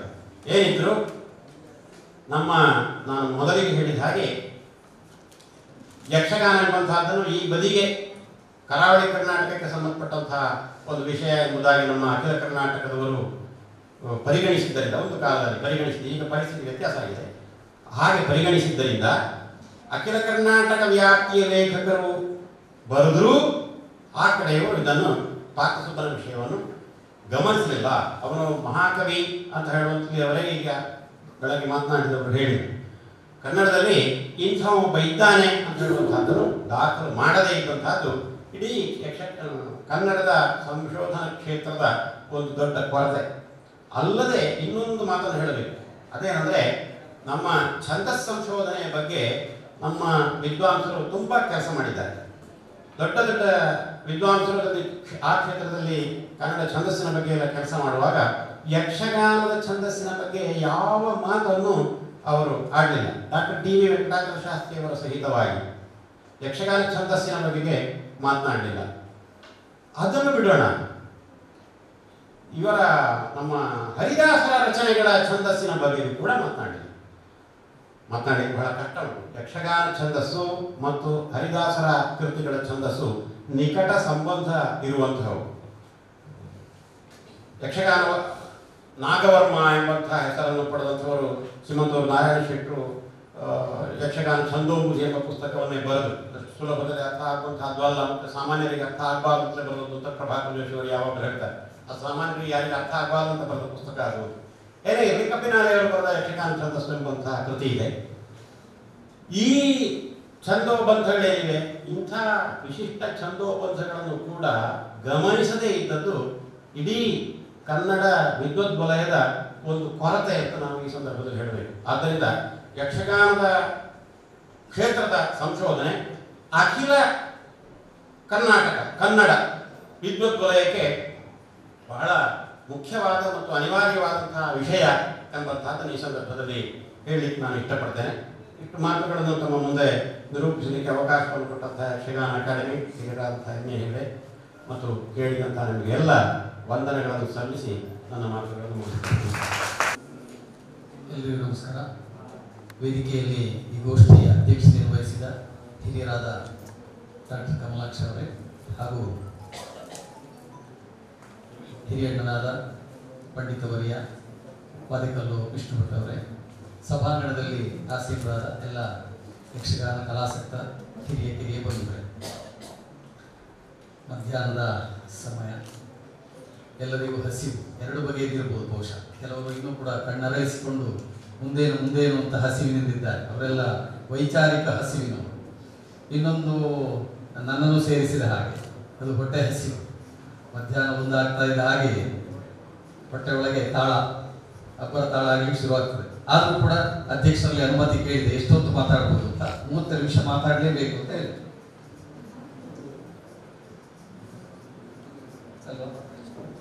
ಆದ್ದರಿಂದ ಆ ಮಿತಿಯ ಒಳಗೆ ಮಾತಾಡಲಿಕ್ಕೆ ಪ್ರಯತ್ನ ಪಡ್ತೇನೆ, ಹೆದರಬೇಡಿ. ನಿಮ್ಮ ಸೂಚನೆ ಬಂದರೆ ಮೊದಲೇ ನಿಲ್ಲಿಸಿ. ಈಗಾಗಲೇ ನನಗೆ ಕೊಟ್ಟಿರುವಂತಹ ವಿಷಯ ಪಾರ್ಥಿಸುಬ್ಬನ ಬಗೆಗಿನ ಕೃತಿಗಳ ಕುರಿತಾಗಿ, ಅವನ ಕುರಿತಾದ ಅಧ್ಯಯನ ಮತ್ತು ಕೃತಿ ಪ್ರಕಟಣೆಗಳ ಬಗ್ಗೆ. ಇಂದಿನ ದಿಕ್ಸೂಚಿ ಭಾಷಣ ಆ ಕುರಿತಾದ ಅಧ್ಯಯನದ ಕುರಿತಾದ ಅನೇಕ ಮಾಹಿತಿಗಳನ್ನು ಈಗಾಗಲೇ ನೀಡಿದೆ. ಆಮೇಲೆ ನನಗಿಂತ ಮೊದಲು ಮಾತನಾಡಿದಂತಹ ವಿಷ್ಣು ಭಟ್ರು ಕೂಡ ಆ ಕುರಿತಾಗಿ ಸಾಕಷ್ಟು ವಿಷಯಗಳನ್ನು ಪ್ರಸ್ತಾಪ ಮಾಡಿದ್ದಾರೆ. ಆದ್ದರಿಂದ ನಾನು ಇನ್ನೀಗ ನನ್ನ ಕೆಲಸ ಇನ್ನೊಂದು ಸ್ವಲ್ಪ ಸುಲಭ ಆಯಿತು. ನಾನು ಮಾಡಿಕೊಂಡ ಟಿಪ್ಪಣಿಗಳಲ್ಲಿ ಒಂದಷ್ಟು ಅಂಶಗಳನ್ನು ನಿಮ್ಮ ಗಮನ ಅದತ್ತ ತರ್ತಾ ಇದ್ದೇನೆ. ಹಲವು ಮಂದಿ ವಿದ್ವಾಂಸರು ಪಾರ್ಥಿಸುಬ್ಬನ ಬಗ್ಗೆ ಮಾತಾಡಿದ್ದಾರೆ, ಅವರ ಬಗ್ಗೆ ಅಧ್ಯಯನ ಮಾಡಿ ಭಾಷಣಗಳನ್ನು ಮಾಡಿದ್ದಾರೆ, ಅನೇಕರು ಲೇಖನಗಳನ್ನು ಬರೆದಿದ್ದಾರೆ, ಕೆಲವು ಮಂದಿ ಪುಸ್ತಕಗಳನ್ನು ರಚನೆ ಮಾಡಿದ್ದಾರೆ. ಅವುಗಳ ಪೈಕಿ ಅದರ ಕೆಲವು ಮುಖ್ಯ ಅಂಶಗಳನ್ನು ನಿಮ್ಮ ಗಮನಕ್ಕೆ ನಾನು ತರ್ತೇನೆ. ಮೊದಲಿಗೆ ಮುಳಿಯ ತಿಮ್ಮಪ್ಪನವರು ಅವರ ಬಗ್ಗೆ ಈಗಾಗಲೇ ಹೇಳಿದ್ದಾರೆ. ಅವರು ಈ ಪಾರ್ಥಿಸುಬ್ಬ ಕಣಿಪುರದವರು ಎನ್ನುವುದನ್ನು ಸೂಚಿಸಲಿಕ್ಕೆ ಬೇಕಾಗಿ ಆ ಕಣಿಪುರಕ್ಕೆ ಕುಂಬಳೆಗೆ ಇದ್ದಂಥ ಕೆಲವು ಹೆಸರುಗಳನ್ನೆಲ್ಲ ಹೇಳಿದ್ದಾರೆ. ಅದು ಕಣ್ಯಾರ, ಕಣ್ವಪುರ, ಕಣಿಪುರ, ಅದವರ ಪದ್ಯಗಳಿಂದಲೇ ತಕ್ಕೊಂಡವರು ಆ ಪದಗಳನ್ನೆಲ್ಲ ಹೇಳ್ತಾರೆ.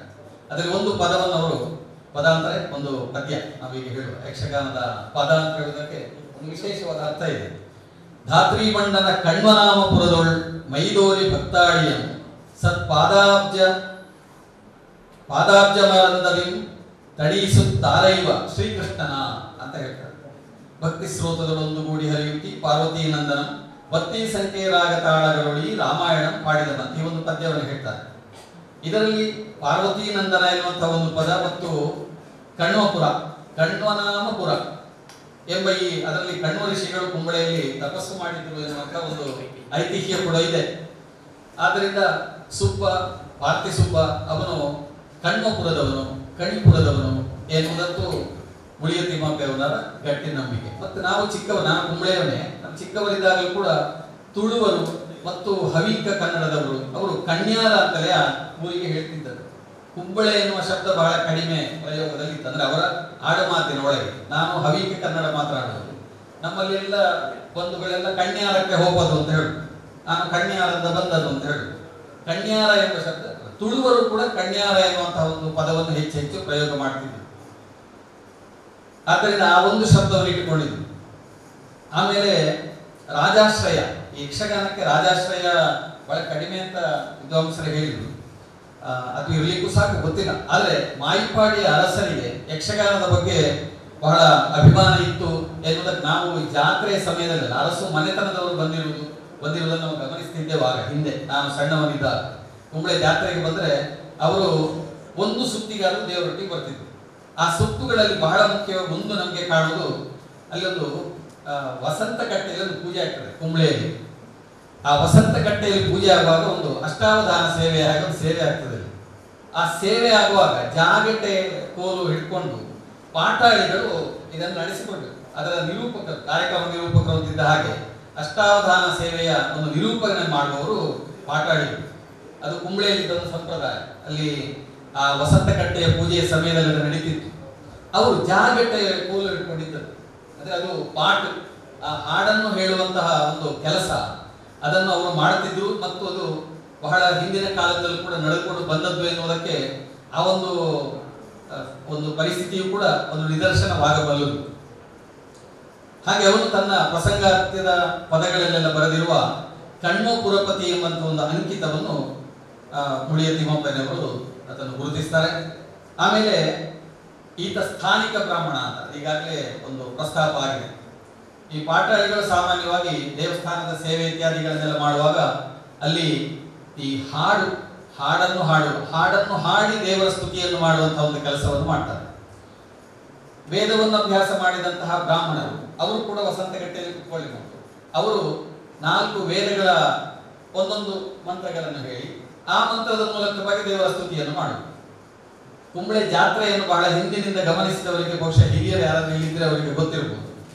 ಅಲ್ಲಿ ಒಂದು ವೇದ ಮಂತ್ರಗಳನ್ನು ಹೇಳುವ ಸುತ್ತು, ಆಮೇಲೆ ಸಾಮಾನ್ಯ ಕುಂಬಳೆ ಸೀಮೆಯ ಅನೇಕ ದೇವಸ್ಥಾನಗಳಲ್ಲಿ ನಾನು ಗಮನಿಸಿದ ಹಾಗೆ ಈ ಜಾಗಟೆ ಹಿಡ್ಕೊಂಡು ಪದ ಹೇಳುವ ಸುತ್ತು ಅಂತ ಈ ದೇವರ ಬಲಿಯಲ್ಲಿ ಎಲ್ಲ ಇತ್ತು. ಅದು ಕಿದೂರು ಶಂಕರನಾರಾಯಣ ದೇವಸ್ಥಾನದಲ್ಲಿ, ಕುಂಟಿಕಾನದ ಕಿದೂರು ಮಾಲಿಂಗೇಶ್ವರ ದೇವಸ್ಥಾನ, ಮತ್ತೆ ಕುಂಟಿಕಾನದ ಶಂಕರನಾರಾಯಣ ದೇವಸ್ಥಾನದಲ್ಲಿ, ಕುಂಬಳೆ ದೇವಸ್ಥಾನದಲ್ಲಿ ಎಲ್ಲ ಇದು ನಡೀತಿತ್ತು. ಆದ್ರೆ ನಾನು ನೋಡಿದ ಕಾಲಕ್ಕೆ ಪಾಟಾಳಿಗಳು ಮಾತ್ರ ಅಲ್ಲ, ಉಳಿದವರು ಕೂಡ ಅದರಲ್ಲಿ ಸೇರ್ತಿದ್ರು. ಎಲ್ಲಿವರೆಗೆ ಸೇರ್ತಿದ್ರು ಅಂದ್ರೆ ಸಂಕಲ್ಪ ಭಟ್ರು ಅಂತ ಇದ್ರು ನೀರ್ಚಾಲ್ನಲ್ಲಿ, ಕಿಳಿಗಾರ ಮನೆತನದವರು, ಶಂಕರನಾರಾಯಣ ಭಟ್ರು ಅಂತ ಅವರ ಹೆಸರು, ಅದರವರಿಗೆ ರೂಢಿಯಲ್ಲಿ ಅವರಿಗೆ ಸಂಕಲ್ಪ ಭಟ್ರು ಅಂತ ಹೇಳ್ತಿದ್ರು. ಅವರು ಈ ಒಂದು ಹಾಡಿನ ಬಹಳ ಮುತುವರ್ಜಿಯನ್ನು ವಹಿಸ್ತಿದ್ರು. ನಮಗೆ ಚಿಕ್ಕವರಿದ್ದಾಗ ಬಹಳ ಆಕರ್ಷಣೆ ಆಗ್ತಾ ಇತ್ತು. ನಿಜವಾಗಿ ಅದು ಚೆಂಡೆ ಸುತ್ತಿನಷ್ಟು ಆಕರ್ಷಕ ಅಲ್ಲ ನಮ್ಮ ಆ ಹುಡುಗತನದಲ್ಲಿ. ಆದ್ರೆ ಅವರು ಈ ಭಜನೆ ಸುತ್ತು ಅಂತ ನಾವು ಹೇಳ್ತೀವಿ, ನಿಜವಾಗಲೂ ಭಜನೆ ಸುತ್ತು ಅಂತ ಅನಿಸೋದಿಲ್ಲ. ಬಹುಶಃ ಇದು ಪ್ರಾಚೀನ ಕಾಲದಲ್ಲೂ ಈ ಪಾಠ ಸುತ್ತು ಇರಬಹುದು, ದೇವರಿಗೆ ಮಾಡ್ತಾ ಇದ್ದಾರೆ. ಆದ್ದರಿಂದ ಇಂತಹ ಕೆಲಸಗಳನ್ನು ಮಾಡ್ತಾ ಇದ್ದ ಒಂದು ಈ ಪಾಟಾಳಿ ಮನೆತನದ ಸುಬ್ಬ ಎನ್ನುವುದಕ್ಕೆ ಅದೊಂದು ನಿದರ್ಶನವಾಗುವುದು. ಅಂದ್ರೆ ಅದೊಂದು ನಡೆದುಕೊಂಡು ಬಂದಂತಹ ಒಂದು ಪದ್ಧತಿ. ಕೂಡ್ಲು ಸುಬ್ಬರಾಯರು ಅಂತ ಅವರು ಕೂಡ್ಲಿನವರು, ಕೂಡ್ಲು ಮನೆತನದವರು, ಅವರು ತಮ್ಮ ವಂಶವೃಕ್ಷದ ಬಗ್ಗೆ ಒಂದು ಪ್ರಸ್ತಾಪ ಬಂತು. ಅವರು ಹೇಳುವಾಗ ಅವರ ವಂಶದಲ್ಲಿ ಹಿರಿಯರಾದವರು ಕೂಡ ಕುಂಬಳೆಯಲ್ಲಿ ಪಾಟಾಳಿಗಳಾಗಿದ್ದರು ಅಂತ ಹೇಳ್ತಾರೆ. ಅವರು ಪಾರ್ಥಿ ಸುಬ್ಬನ ತನ್ನ ವಂಶದವರು ಅಂತ ಹೇಳಿಕೊಡ್ತಾರೆ. ಅದನ್ನು ಅಲ್ಲಿ ಪ್ರಸ್ತಾಪ ಮಾಡ್ತಾರೆ ಉಳಿದವರು. ಆಮೇಲೆ ಅವನ ಜೀವನ ಹೇಗಿದ್ದಿರಬಹುದು ಎನ್ನುವುದರ ಬಗ್ಗೆ ಕೂಡ ಅವರು ಪ್ರಸ್ತಾಪ ಮಾಡ್ತಾರೆ. ಅವನು ಭಕ್ತಿ ಪೂಜೆಯಲ್ಲಿ ಎತ್ತಿದ ಎದೆ ಅಂತ, ಎತ್ತಿದ ಕೈ ಅಲ್ಲ, ಭಕ್ತಿ ಪೂಜೆಯಲ್ಲಿ ಎತ್ತಿದ ಎದೆ ಅಂತ ಒಂದು ಶಬ್ದ ಪ್ರಯೋಗ ಮಾಡ್ತಾನೆ. ಆಮೇಲೆ ಸ್ನಾನ ಮಾಡಿ ಮರಳಿನಿಂದ ಅವನು ಪೂಜೆ ಮಾಡ್ತಾನೆ. ಮರಳಿನಿಂದ ದೇವರ ಪೂಜೆಯನ್ನು ಮಾಡ್ತಿದ್ದ, ಆಮೇಲೆ ಭೋಜನ ಮಾಡ್ತಿದ್ದ. ದೇವರ ಲಿಂಗ ಒಂದು ಸ್ಥಾಪನೆ ಮಾಡಿ ಆಮೇಲೆ ಪೂಜೆ ಮಾಡಿ ಆಮೇಲೆ ಅವನು ಭೋಜನ ಮಾಡುತ್ತಿದ್ದ ಅಂತ ಹೇಳ್ತಾರೆ. ಇದಕ್ಕೆ ಏನು ಆಧಾರ ಅಂತ ಅವರೇನು ಕೊಡ್ಲಿಲ್ಲ. ಆದ್ದರಿಂದ ಅದು ಅವರ ಕುರಿತಾದಂತಹ ಒಂದು ಹೊಗಳಿಕೆಯ ಅಂಶವೂ ಕೂಡ ಹೌದು.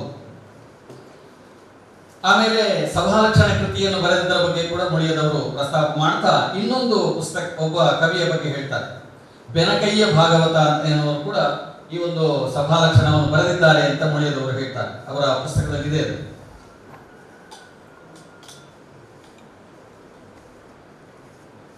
ಆಮೇಲೆ ಸುಬ್ಬ ಯಾವ ಯಾವ ಪ್ರದೇಶಗಳಲ್ಲೆಲ್ಲ ಕೆಲಸ ಮಾಡಿದ್ದಾನೆ ಎನ್ನುವುದರ ಬಗ್ಗೆ ಕೂಡ ಮುಳಿಯದವರು ಗಮನವನ್ನು ಸೆಳೀತಾರೆ.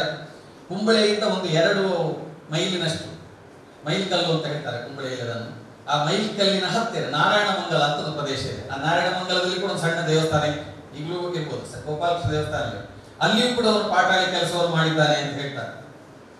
ಆಮೇಲೆ ಅವರು ಬರೆಯುವಾಗ ಅದರಲ್ಲಿ ಸುಬ್ಬನ ಕಲ್ಲು ಅಂತ ಅಲ್ಲಿ ಬರೀತಾರೆ. ಸುಬ್ಬನ ಕಲ್ಲು ನಾವೆಲ್ಲ ತಿಳಿದ ಹಾಗೆ ಶೇಡಿಕಾವಿನಲ್ಲಿ ಒಂದು ಶಿವ ದೇವಸ್ಥಾನ ಉಂಟು. ಆ ಶಿವ ದೇವಸ್ಥಾನದ ತೆಂಕು ಭಾಗದಲ್ಲಿ ಕಡಲ ಕರೆಗೆ ಮುಖ ಮಾಡಿದಂತೆ ಒಂದು ಕಟ್ಟೆ ಇದೆ. ಆ ಕಟ್ಟೆಯನ್ನು ಶೇಡಿಕಾವಿನಲ್ಲಿ ಸುಬ್ಬ ಕುಳಿತುಕೊಳ್ಳುತ್ತಿದ್ದ ಜಾಗ ಅಂತ ತೋರಿಸ್ತಾ ಇದ್ರು. ನಾವು ಚಿಕ್ಕವರಿದ್ದಾಗ ಆ ದೇವಸ್ಥಾನ ತುಂಬಾ ಜೀರ್ಣ ಆಗಿತ್ತು. ಆಮೇಲೆ ಜೀರ್ಣೋದ್ಧಾರ ಎಲ್ಲ ಎಷ್ಟೋ ಕಾಲದ ನಂತರ ಆಯ್ತು ಅಲ್ಲಿ. ಈಗಲೂ ಕೂಡ ಆ ಪ್ರದೇಶವನ್ನು ಹಾಗೆ ಕಾಯ್ದಿರಿಸಿಕೊಂಡಿದ್ದಾರೆ. ಮತ್ತು ಸುಬ್ಬ ರಚನೆ ಮಾಡಿದಂತಹ ಪ್ರಸಂಗಗಳೆಷ್ಟು ಎನ್ನುವುದನ್ನು ಕೂಡ ಮೊದಲಿಗೆ ಮುಳಿಯ ತಿಮ್ಮಪ್ಪನವರು ದಾಖಲೆ ಮಾಡ್ತಾರೆ. ಅದು ಯಾವುದೆಲ್ಲ ಅಂತ ಈಗಾಗಲೇ ಪ್ರಸ್ತಾಪ ಆಗಿದೆ. ಆಮೇಲೆ ಅವರ ಪದ್ಯಗಳ ಬಗ್ಗೆ, ಸುಬ್ಬನ ಪ್ರಸಂಗದ ಪದ್ಯಗಳ ಕುರಿತಾಗಿ ಒಳ್ಳೆಯ ಪದ್ಯಗಳನ್ನು, ತಮ್ಮ ಇಷ್ಟದ ಪದ್ಯಗಳನ್ನು ಆಯ್ಕೆ ಮಾಡಿಕೊಂಡು ಅವರು ಅವುಗಳ ಕುರಿತಾದ ಒಳ್ಳೆಯ ವಿಮರ್ಶಾತ್ಮಕವಾದ ಮಾತುಗಳನ್ನೆಲ್ಲ ಆಡ್ತಾರೆ. ಅದರಲ್ಲಿ ಅನೇಕ ಪದ್ಯಗಳಿವೆ, ಇದೆಲ್ಲವನ್ನು ನಾನು ಇಲ್ಲಿ ಹೇಳ್ತಾ ಹೋಗುವುದಿಲ್ಲ.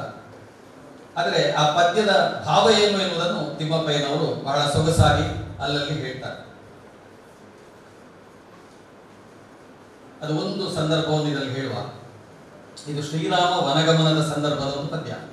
ಆ ಪದ್ಯದಲ್ಲಿ ಒಂದು ಪದ್ಯವನ್ನು ಮಾತ್ರ, ಪದ್ಯ ತುಣುಕನ್ನು ಹೇಳ್ತಾರೆ. ಹಗಲ ಮೋರೆಯಲ್ಲಿ ಕತ್ತಲೆಯ ಮೇಲೆ ಹಗಲರಳುವ ನಿಯಮ, ಜಗದೊಂದವಸ್ಥೆ ದುಃಖವನ್ನುಂಡು ಬೆಳೆಯುವುದೇ ಸೊಗವೆಂದು ಬಗೆಯುವುದಮ್ಮ. ಅದು ಬಹುಶಃ ಕೌಸಲ್ಯ ಹತ್ರ ರಾಮ ಹೇಳುವ ಒಂದು ಸಂದರ್ಭ. ಆ ಸಂದರ್ಭವನ್ನು ಇಲ್ಲಿ ಮುಳಿಯದವರು ಬಹಳ ಒತ್ತಿ ಹೇಳ್ತಾರೆ. ಅದಕ್ಕೆ ಒಂದು ವ್ಯಾಖ್ಯಾನವನ್ನು ಕೂಡ ಕೊಡ್ತಾರೆ. ಸುಖಸ್ಯಾನಂತರಂ ದುಃಖಂ ದುಃಖಸ್ಯಾನಂತರಂ ಸುಖಂ ಎನ್ನುವುದು ಇದು ಜೀವನದಲ್ಲಿ ಅತ್ಯಂತ ಸಹಜವಾದದ್ದು. ಆದ್ದರಿಂದ ಇದನ್ನೆಲ್ಲ ನಾವು ಸಹಿಸಿಕೊಳ್ಬೇಕು ಅಂತ ರಾಮ ಅಲ್ಲಿ ಹೇಳ್ತಾನೆ ಅಂತ. ಆಮೇಲೆ ಇನ್ನೊಂದು ಸಂದರ್ಭದಲ್ಲಿ ಅದರಲ್ಲಿ ಕೂಡ ಒಂದು ಭಾಗವನ್ನು ಮಾತ್ರ ಹೇಳ್ತಾರೆ.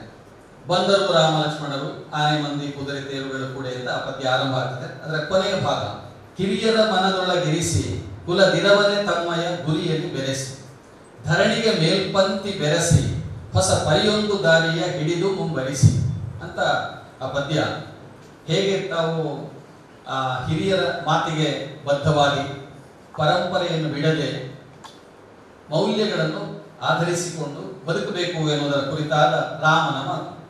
ಈ ಹಾಡಿನ ಮೈ ಬಲು ಸಣ್ಣದು ಆದರೆ ಮಹಿಮೆ ಬಹಳ ದೊಡ್ಡದು ಅಂತ ಮುಳಿಯದವರು ಅದಕ್ಕೆ ತಮ್ಮ ಟಿಪ್ಪಣಿಯನ್ನು ಬರೀತಾರೆ. ಸಜ್ಜನಿಕೆಯನ್ನು ಅಭ್ಯಾಸಿಸುವವರಿಗೆ ಇದು ಅತ್ಯುತ್ತಮವಾದ ಒಂದು ಆದರ್ಶವೆಂದಿಷ್ಟೇ ಹೇಳುತ್ತೇನೆ ಅಂತ ಹೇಳ್ತಾರೆ. ಆಮೇಲೆ ಶೂರ್ಪನಖಿಯ ಮೈಯೇರುವ ಬಗೆ ಅಂತ ಒಂದು ಕಡೆಯಲ್ಲಿ ಅವರು ಒಂದು ಹಾಡನ್ನು ಉದಾಹರಣೆಯಾಗಿ ಹೇಳ್ತಾರೆ. ಹೇಳಿ ಈ ಹಾಡನ್ನು ಹಾಡುವಲ್ಲಿ ಕವಿ ಶೂರ್ಪನಖಿಯಾಗಿ ಬಿಟ್ಟದ್ದು ವ್ಯಕ್ತವಾಗುತ್ತದೆ ಅಂತ ಹೇಳ್ತಾರೆ. ತನ್ನ ಮಾನಿನಿತ್ವವನ್ನೇ ಭಂಗಿಸುವ ನಡೆವಳಿಯವಳಿಗೆ ಮಾನಭಂಗ ಎಂದ್ರೆ ಏನು ಅಂತ ಆ ಒಂದು ಪದ್ಯದ ಸೊಗಸನ್ನು ಮುಳಿಯದವರು ವಿಶೇಷವಾಗಿ ಗುರುತಿಸ್ತಾರೆ. ಆಮೇಲೆ ಈ ಶೂರ್ಪನಕ್ಕೆ ರಾವಣನಲ್ಲಿ ಹೋಗಿ ದೂರು ಕೊಡುವಂತಹ ಒಂದು ಸಂದರ್ಭ, ಆ ಸಂದರ್ಭದ ಬಗ್ಗೆ ಕೂಡ ಒಳ್ಳೆಯ ವ್ಯಾಖ್ಯಾನಗಳೆಲ್ಲ ಇವೆ. ಆಮೇಲೆ ಒಂದು ಕನ್ನಡ ಜಾಣೆ ಅಂತ ಸೀತೆಯನ್ನು ಕುರಿತಾದಂತಹ ಒಂದು ವರ್ಣನೆಯಲ್ಲಿ ಒಂದು ಕನ್ನಡ ಜಾಣೆ ಅಂತ ಕವಿ ಪಾರ್ಥಿಸುಬ್ಬ ಪ್ರಯೋಗ ಮಾಡಿದ್ದನ್ನು ಉಲ್ಲೇಖ ಮಾಡ್ತಾರೆ. ಆಮೇಲೆ ಒಂದು ಸಂದರ್ಭದಲ್ಲಿ ಅದರ ಸೊಗಸಾಗಿ ಮುಳಿಯದವರು ಹೇಳುವುದು ಹೀಗೆ: ಜೌವನ ಅಂದ್ರೆ ಸೀತೆಯ ವರ್ಣನೆ, ಜೌವನ ಪರಿಮಳಿಪ ಮೈ ಅಥವಾ ಮನಕ್ಕೊರೆಯಾದ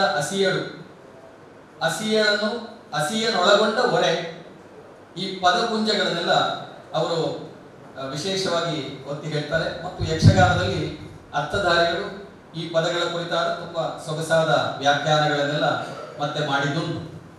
ಉಳಿದವರಿಗೆ ಸುಬ್ಬನ ಹಾಡುಗಳು ಅಂದರೆ ಅದು ದ್ರಾಕ್ಷೆಯ ಮಾಲೆ ಅಂದರೆ ಅಷ್ಟು ಕೂಡ ರಸಸ್ಯಂದಿಯಾದ ಪದಪುಂಜಗಳು ಮತ್ತು ಪದಗಳು ಅವನದ್ದು ಇವೆ ಅಂತ ಹೇಳ್ತಾರೆ. ಆಮೇಲೆ ಒಂದು ಎದೆಯಾರತಿ ಅಂತ ಒಂದು ಹಾಡು ಪಾರ್ಥಿಸುಬ್ಬನದ್ದು, ಅದರ ಕುರಿತು ಕೂಡ ಉಳಿದವರಿಗೆ ಪ್ರಸ್ತಾಪ ಮಾಡ್ತಾರೆ. ಅದನ್ನು ರಾವಣವಧ ಪ್ರಸಂಗ, ರಾವಣವಧೆಯನ್ನು ಪಾರ್ಥಿಸುಬ್ಬ ಬರೆದದ್ದಲ್ಲ ಅಂತ ಒಂದು ವಾದವೇ ಇದೆ. ಅದರ ಕುರಿತು ಕೂಡ ತುಂಬಾ ಅಧ್ಯಯನಗಳಾಗಿವೆ, ಅದು ಹೌದು ಅಲ್ವಾ ಎನ್ನುವುದರ ಬಗ್ಗೆ. ಆದ್ರೆ ಅದರಲ್ಲಿ ಒಂದು ಎದೆಯಾರತಿ ಅಂತ ಒಂದು ಪದ್ಯ ಉಂಟು, ಅದನ್ನು ಮಾತ್ರ ಸುಬ್ಬನೇ ಬರೆದಿರಬೇಕು ಅಂತ ಅದರ ಬಗ್ಗೆ ಕೂಡ ಹಲವರು ಬರೆದದ್ದು ಕೂಡ ಉಂಟು. ಉಳಿಯದವರು ಅದನ್ನು ಪ್ರಸ್ತಾಪ ಮಾಡಿದ್ದಾರೆ. ಹಾಗಾಗಿ ಅವರು ಸುಬ್ಬನಿಗೆ ಒಂದು ಎದೆಯಾರತಿ ಅಂತ ಇನ್ನೊಂದು ಪದ್ಯ ಅವರು ಬರೀತಾರೆ, ಅದು ಕೂಡ ಸೊಗಸಾಗಿದೆ. ಅಂತೂ ಯಕ್ಷಗಾನದಲ್ಲಿ ಅವನನ್ನು ನಾಡೋಜನೆಂದು ಕರೆದರೆ ಒಂದಿಷ್ಟಾದರೂ ತಪ್ಪಿಲ್ಲ. ಆತ್ಮ ಪ್ರಶಂಸೆ ಪರದೂಷಣೆ ಅವನ ಕನಸಿನಲ್ಲಿಯೂ ಇಣುಕಿಲ್ಲ ಅಂತ ಪಾರ್ಥಿಸುಬ್ಬನ ಕುರಿತಾಗಿ ಮುಳಿಯದವರು ಮಾತನ್ನು ಹೇಳ್ತಾರೆ. ಅದರ ಬಗ್ಗೆ ತುಂಬಾ ವಿವರಗಳಿವೆ, ನಾನು ಅದನ್ನು ಈಗ ಪ್ರಸ್ತಾಪ ಮಾಡಲಿಕ್ಕೆ ಹೋಗುದಿಲ್ಲ. ಆಮೇಲೆ ಇನ್ನೊಂದು ಬಹಳ ಮುಖ್ಯವಾದ ಅಧ್ಯಯನ, ಈಗ ಕುಕ್ಕೆಲರ ಬಗ್ಗೆ ನಾನು ಆಮೇಲೆ ಬರ್ತೇನೆ, ಅದು ಅತ್ಯಂತ ಮುಖ್ಯವಾದದ್ದೇ. ಆದರೆ ರಾಮಾಯಣ ಪ್ರಸಂಗಗಳ ಸಂಪುಟವನ್ನು ಸಂಪಾದಿಸಿದಂತಹ ಡಾಕ್ಟರ್ ರಾಘವ ನಂಬ್ಯಾರ್ ಅವರು ಯಕ್ಷಗಾನದ ಕುರಿತಾಗಿ ಬರೆದಂತಹ ಆ ಮಾತುಗಳಿಗೆಲ್ಲ ಹಿನ್ನೆಲೆಯಾಗಿ ಅವರು ಆಧಾರವಾಗಿ ತೆಗೆದುಕೊಳ್ಳುವುದೆಲ್ಲ ಪಾರ್ಥಿಸುಬ್ಬನ ಪದ್ಯಗಳಿಂದಲೇ. ಆದ್ದರಿಂದ ನಾನು ಅದನ್ನು ಪಾರ್ಥಿಸುಬ್ಬನ ಕೃತಿಗಳಿಗೆ ಸಂಬಂಧಪಟ್ಟಂತಹ ಅಧ್ಯಯನ ಅಂತ ಇದರಲ್ಲಿ ಸ್ವೀಕಾರ ಮಾಡಿದ್ದೇನೆ. ಅದರಲ್ಲಿ ಅವರು ಯಕ್ಷಗಾನ ಅಂದ್ರೆ ಏನು, ಅದರಲ್ಲಿ ಏನೇನಿರಬೇಕು ಎನ್ನುವುದರ ಬಗ್ಗೆ ಒಂದಷ್ಟು ಹೇಳ್ತಾರೆ. ಆಮೇಲೆ ಇನ್ನೊಂದು, ಈಗಾಗಲೇ ಡಾಕ್ಟರ್ ಜೋಶಿ ಅವರು ಪ್ರಸ್ತಾಪ ಮಾಡಿದರು, ಯಕ್ಷಗಾನ ಪ್ರಸಂಗ ರಚನೆಯ ಧೋರಣೆಯಲ್ಲಿ ಸರಳತೆಗೆ ಬಹುವಾದ ಆದ್ಯತೆ ಇದೆ. ಇದು ಡಾಕ್ಟರ್ ರಾಘವ ನಂಬ್ಯಾರ್ ಅವರ ಮಾತು. ಗಾನ ಕ್ರಿಯೆಯಲ್ಲಿ ಪದ ಕಿವಿಗೆ ತಟ್ಟುತ್ತಲೇ ಅರ್ಥವಾಗಬೇಕು. ಚರಣದ ತುಣುಕುಗಳು ಮುಗಿಯುತ್ತಾ ಬಂದಂತೆ ಪದದ ಆಶಯ ಅಷ್ಟಷ್ಟಾಗಿ ತಿಳಿಯುತ್ತಲೇ ಹೋಗಬೇಕು. ಅನ್ವಯ ಮಾಡಿಕೊಂಡು ಅರ್ಥ ಮಾಡಿಕೊಳ್ಳುವ ಕ್ಲಿಷ್ಟತೆ ಯಕ್ಷಗಾನ ಕವಿಗಳು ಹೋಗುವಲ್ಲಿ ಇರಲಾರದು. ಅಲಂಕಾರಕ್ಕಿಂತ ರಸಪ್ರತೀತಿಗೆ ಇಲ್ಲಿ ಆದ್ಯತೆ. ಪರಿಕರಾಲಂಕಾರ ಯಕ್ಷಗಾನ ಪದ ರಚನೆ ಜೀವಾಳ ಎನ್ನಬೇಕು ಅಂತ ಹೇಳ್ತಾ ಪಾರ್ಥಿಸುಬ್ಬನ ಪದ್ಯಗಳನ್ನೇ ಅನೇಕ ಸಂದರ್ಭಗಳಲ್ಲಿ ಅವರು ಉಲ್ಲೇಖ ಮಾಡ್ತಾರೆ. ಬಾಲೆ ಕೇಳ್ಪು ಮಾಲೆ ಚಾರುಶೀಲೆ ಇಂದು ನಿನ್ನ ಕಾಂತ ಭೂಲೋಕವ ಎನ್ನುವಂಥ ಒಂದು ಪದ್ಯ, ಮಂಥರೆ ಕೈಕೇಲಿ ಹೇಳುವಂಥ ಒಂದು ಸಂದರ್ಭದ ಪದ್ಯ. ಆಮೇಲೆ ಕೈಕೆ ಮಂಥರೆಯನ್ನು ನಿಂದಿಸುವಂತಹ ಪದಗಳು. ಆಮೇಲೆ ರಾಮ ಪಟ್ಟಾಭಿಷೇಕಕ್ಕೆ ಬೇಕಾದಂತಹ ಸಿದ್ಧತೆ ಮಾಡಿದಂತಹ ಸಂದರ್ಭದ ಪದ್ಯಗಳು. ಆಮೇಲೆ ದಶರಥ ಕೈಕೆಯಾಕೆ ಈ ಪಟ್ಟಾಭಿಷೇಕದ ಸಂದರ್ಭದಲ್ಲಿ ಉಪಸ್ಥಿತರಿಲ್ಲ ಎನ್ನುವುದರ ಕುರಿತಾಗಿ ಏಕೆ ಭರತನ ಮಾತೆ ಈ ಕಡೆಗೆ ಬರಲಿಲ್ಲ ಎನ್ನುವ ಸಂದರ್ಭದಲ್ಲಿ ಆ ಪದ ರಚನೆಗಳು ಅಥವಾ ಪದಪುಂಜಗಳು ಅವುಗಳು ಸರಳವಾಗಿ ಕಾಣ್ತದೆ, ಆದರೆ ಅರ್ಥೈಸುವವನಿಗೆ ಅಥವಾ ಭಾವಿಸುವವನಿಗೆ ಅದರಲ್ಲಿ ಎಷ್ಟು ಬೇಕಾದರೂ ಹೇಳಿಕೊಳ್ಳಲಿಕ್ಕೆ ಅವಕಾಶಗಳು ಇವೆ. ರಸಪ್ರತೀತಿ ಮಾಡಲಿಕ್ಕೆ ಬೇಕಾದಷ್ಟು ಅವಕಾಶ ಅದರಲ್ಲಿ ಇದೆ. ಇಂತಹ ಅನೇಕ ವಿಷಯಗಳನ್ನು ಹೇಳ್ತಾರೆ. ಆಮೇಲೆ ಇಲ್ಲಿ ಬೆರಗನ್ನುಂಟು ಮಾಡುವಂತಹ ಒಂದು ಅಂಶವನ್ನು ರಾಘವ ನಂಬಿಯಾರು ಇಲ್ಲಿ ಉಲ್ಲೇಖ ಮಾಡ್ತಾರೆ. ಇಲ್ಲಿ ಬೆರಗನ್ನುಂಟು ಮಾಡುವ ಅಂಶವೆಂದರೆ ಕನ್ನಡದ ಪಾರಂಪರಿಕ ಛಂದಸ್ಸಿನಲ್ಲಿ ಗಾನ ನರ್ತನಗಳಿಗಾಗಿ ಮಾಡಿರುವ ಅಪರಿಮಿತವಾದ ಪ್ರಯೋಗ. ಶಬ್ದಗಳ ಅಕ್ಷರಗಳು ಸರಿಯುವ ಪರಿಯಿಂದಲೇ ತಾಳದ ಲಯ ನಿರ್ಣಯವಾಗುತ್ತದೆ. ಈಗಾಗಲೇ ಒಮ್ಮೆ ಪ್ರಸ್ತಾಪ ಆಗಿದೆ. ಲಭ್ಯ ಛಂದಸ್ಸಿನ ಚೌಕಟ್ಟಿನಲ್ಲಿ ನವೀನ ಗತಿ ಸೌಂದರ್ಯವನ್ನು ತರಲು ಮಾಡಿದ ಯತ್ನ ಅಗಾಧವಾದದ್ದು. ಆಧುನಿಕ ಕನ್ನಡ ವಾಕ್ಯ ರಚನಾ ವೈವಿಧ್ಯದ ಬೇರುಗಳನ್ನು ಯಕ್ಷಗಾನ ಪ್ರಸಂಗ ಸಾಹಿತ್ಯದಲ್ಲಿ ಕಾಣಬಲ್ಲೆವು ಅಂತ. ಇದಕ್ಕೂ ಕೂಡ ಅವರು ಉದಾಹರಣೆಯನ್ನು ಕೊಡುವುದು ಪಾರ್ಥಿಸುಬ್ಬನ ರಚನೆಗಳಿಂದಲೇ. ಆಮೇಲೆ ಇನ್ನೊಂದು ರಾಗದ ಬಗ್ಗೆ. ಯಕ್ಷಗಾನದಲ್ಲಿ ಹೆಚ್ಚಾಗಿ ಇರುವುದು ದಕ್ಷಿಣಾದಿ ಸಂಗೀತ ಪದ್ಧತಿಯಲ್ಲಿ ಕಂಡುಬರುವ ಸುಳಾದಿ ಸಪ್ತತಾಳಗಳೇ. ಅವುಗಳನ್ನು ಸಮರ್ಥವಾಗಿ ಸಮರ್ಪಕವಾಗಿ ಬಿಂಬಿಸುವ ಪದ್ಧತಿ ಯಕ್ಷಗಾನದಲ್ಲಿ ಉಳಿದು ಬಂದಿದೆ. ರಸಭಾವಗಳಿಗೆ ಅನುಸಾರವಾಗಿ ಕವಿಗಳು ತಾಳಗಳನ್ನು ಆಯುವುದು ಸಂಗೀತ ಶಾಸ್ತ್ರಜ್ಞರ ಗಮನ ಸೆಳೆಯದೆ ಬಿಡದು. ಅದಕ್ಕೆ ಪಟ್ಟೆ ತಾಳದ ಒಂದೆರಡು ಪದ್ಯಗಳು, ಆಮೇಲೆ ಜಂಪೆ ತಾಳದ ಪದ್ಯಗಳು ಇತ್ಯಾದಿಗಳನ್ನ ಹೇಳ್ತಾರೆ. ಮತ್ತೆ ರಸಭಾವಕ್ಕೆ ಅನುಗುಣವಾಗಿ ಹೇಗೆ ಪದ್ಯಗಳನ್ನು ಕಟ್ಟುತ್ತಾರೆ ಅಂತ. ಹಾಗಾಗಿ ಅದನ್ನೆಲ್ಲ ಮಟ್ಟುಗಳು ಅಂತ ಹೇಳ್ತಾರೆ. ಈ ಪದ್ಯ ರಚನೆ ಮಾಡು ಅದರಲ್ಲಿ ಕುಕ್ಕಿಲದವರು ಒಂದು ಕಡೆ ಹೇಳಿದ ಒಂದು ಯಕ್ಷಗಾನ ಅಂದ್ರೆ ಏನು ಅಂತ. ಯಕ್ಷಗಾನ ಅಂದ್ರೆ ಗಾಯನ ಅಲ್ಲ. ಯಕ್ಷಗಾನ ಎನ್ನುವುದು ಒಂದು ಕಾವ್ಯ ಸಂಪ್ರದಾಯ. ಯಕ್ಷಗಾನ ಅಂದ್ರೆ ಗಾನ ಅಲ್ಲ. ಯಕ್ಷಗಾನ ಎನ್ನುವುದೊಂದು ಕಾವ್ಯ ಸಂಪ್ರದಾಯ. ಅದು ಬಹಳ ವಿಶಿಷ್ಟವಾದ ಒಂದು ಉಲ್ಲೇಖ ಅಂತ ನಾನು ಕಂಡಿತು. ಒಂದು ಪ್ರಬಂಧ ಅಂತ ಹೇಳ್ತಾರೆ, ಅದೊಂದು ಪ್ರಬಂಧ ಅಂತ. ಹಾಗೆ ಇದು ಗಮನಿಸಬಹುದಾದಂತ ಒಂದು ಅಂಶ.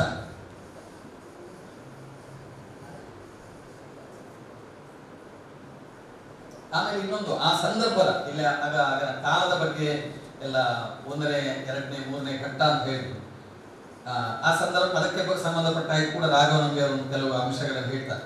ಈ ಕವಿ ಕಥಕ್ಕಳಿ ಅಥವಾ ರಾಮಾಯಣ ಕೃತಿಗಳನ್ನಲ್ಲದೆ ತೊರವೆ ರಾಮಾಯಣ, ಚಾಟು ವಿಠಲನ ಕನ್ನಡ ಭಾಗವತ, ಲಕ್ಷ್ಮೀಶನ ಜೈಮಿನಿ ಭಾರತ, ಗದುಗಿನ ಭಾರತ ಇತ್ಯಾದಿಗಳನ್ನೆಲ್ಲ ಅವನು ಅಧ್ಯಯನ ಮಾಡಿಕೊಂಡು ಅದರ ಕೆಲವು ಅಂಶಗಳನ್ನು ತನ್ನ ಕೃತಿಗಳಲ್ಲಿ ಸೇರಿಸಿಕೊಂಡಿದ್ದಾನೆ.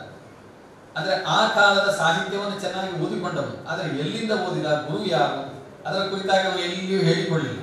ಬಹುಶಃ ಅಂತಹ ಆತ್ಮಪ್ರತ್ಯಯ ಇಲ್ಲದಿರುವುದು ಅವನ ಸರಳತೆಯೋ ವಿನಯವೋ ಅದಕ್ಕೆ ಕಾರಣವೋ ಗೊತ್ತಿಲ್ಲ. ಯಕ್ಷಗಾನದಲ್ಲಿ ಸಾಮಾನ್ಯವಾಗಿ ಗುರುಸ್ತುತಿ ಎನ್ನುವುದು ಪ್ರಬಂಧಗಳಲ್ಲಿ ಬರುವುದು ಬಹಳ ಕಡಿಮೆ ಅಂತ ಕಾಣ್ತದೆ. ದೇವತಾ ಸ್ತುತಿ ಇದೆ, ಧಾರಾಳವಾಗಿದೆ. ದೇವತಾ ಸ್ತುತಿಗಳಿಗಿಂತ ಅನಂತರದಲ್ಲಿ ಬರುವುದೆಲ್ಲ ಮತ್ತೆ ಪ್ರಸಂಗದಲ್ಲಿ ಯಾರು ಯಾರಿಗೆ ಹೇಳಿದರು, ಅದರ ಸಂದರ್ಭ ಮತ್ತು ಅದರ ಆಕರ ಎಲ್ಲಿ ಅನ್ನೋದ್ರ ಬಗ್ಗೆ ತುಂಬಾ ಯಕ್ಷಗಾನ ಕವಿಗಳು ಹೇಳ್ತಾರೆ.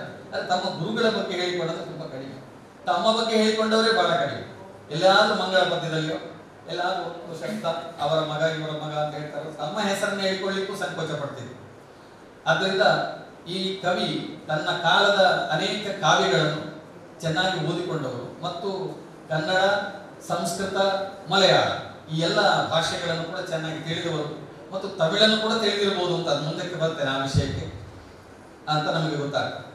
ಆಮೇಲೆ ಶಿವರಾಮ ಕಾರಂತರು ಪಾರ್ಥಿಸುಬ್ಬನ ಬಗ್ಗೆ ಹೇಳಿದ ಮಾತುಗಳ ಬಗ್ಗೆ ನಾನು ಈಗ ಹೋಗುವುದಿಲ್ಲ, ಅದರ ಬಗ್ಗೆ ಸಾಕಷ್ಟು ಪ್ರಸ್ತಾಪ ಆಗಿದೆ. ಆದ್ರೆ ಅವರು ಒಂದು ಮಾತನ್ನು ಹೇಳ್ತಾರೆ. ಅವನು ಬರೆದಿರುವ ಪಾರ್ಥಿಸುಬ್ಬ ಅಂತ ಅಜ್ಞಾತ ಕವಿ ಬರೆದಿರುವ ಪ್ರಸಂಗಗಳು ಶ್ರೀಮಂತವೂ ಸುಂದರವೂ ಆದವುಗಳು. ಬಳಸಿದ ಹಾಡಿನ ಧಾಟಿಗಳು ಮಾನವ ಸಹಜ ಸುಖ ದುಃಖಾದಿ ಭಾವಗಳನ್ನು ಬಹಳ ಸುಂದರವಾಗಿ ಗೀತ ರೂಪದಲ್ಲಿ ಪ್ರಕಟಿಸುತ್ತದೆ. ಆತನಿಗೆ ಪ್ರೌಢವಾದ ಭಾಷೆಯ ಅರಿವು ಇಲ್ಲವೆಂದಿಲ್ಲ. ಅವನದು ಹಿತಮಿತವಾದ ಸರಳ ಸುಂದರ ಭಾಷೆ ಅಂತ ಶಿವರಾಮ ಕಾರಂತರು ಸುಬ್ಬನ ಬಗ್ಗೆ ಹೇಳ್ತಾರೆ.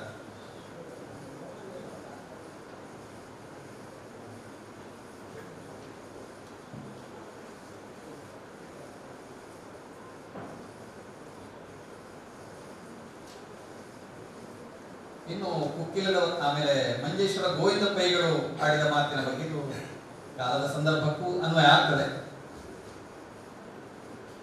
ಯಕ್ಷಗಾನದ ಗುರುವು ಆಚಾರ್ಯನೂ ಆದ ಪಾರ್ಥಿಸುಬ್ಬನೆಂದರೆ ಪಾರ್ವತಿಯ ಮಗ ಸುಬ್ಬನೇ ವಿನ ಅನ್ಯನಲ್ಲವೆಂದು ಬೇಕಾದಷ್ಟು ನಿಷ್ಕೃಷ್ಟವಿರುತ್ತದೆ, ಅಂದರೆ ಖಚಿತವಿರುತ್ತದೆ.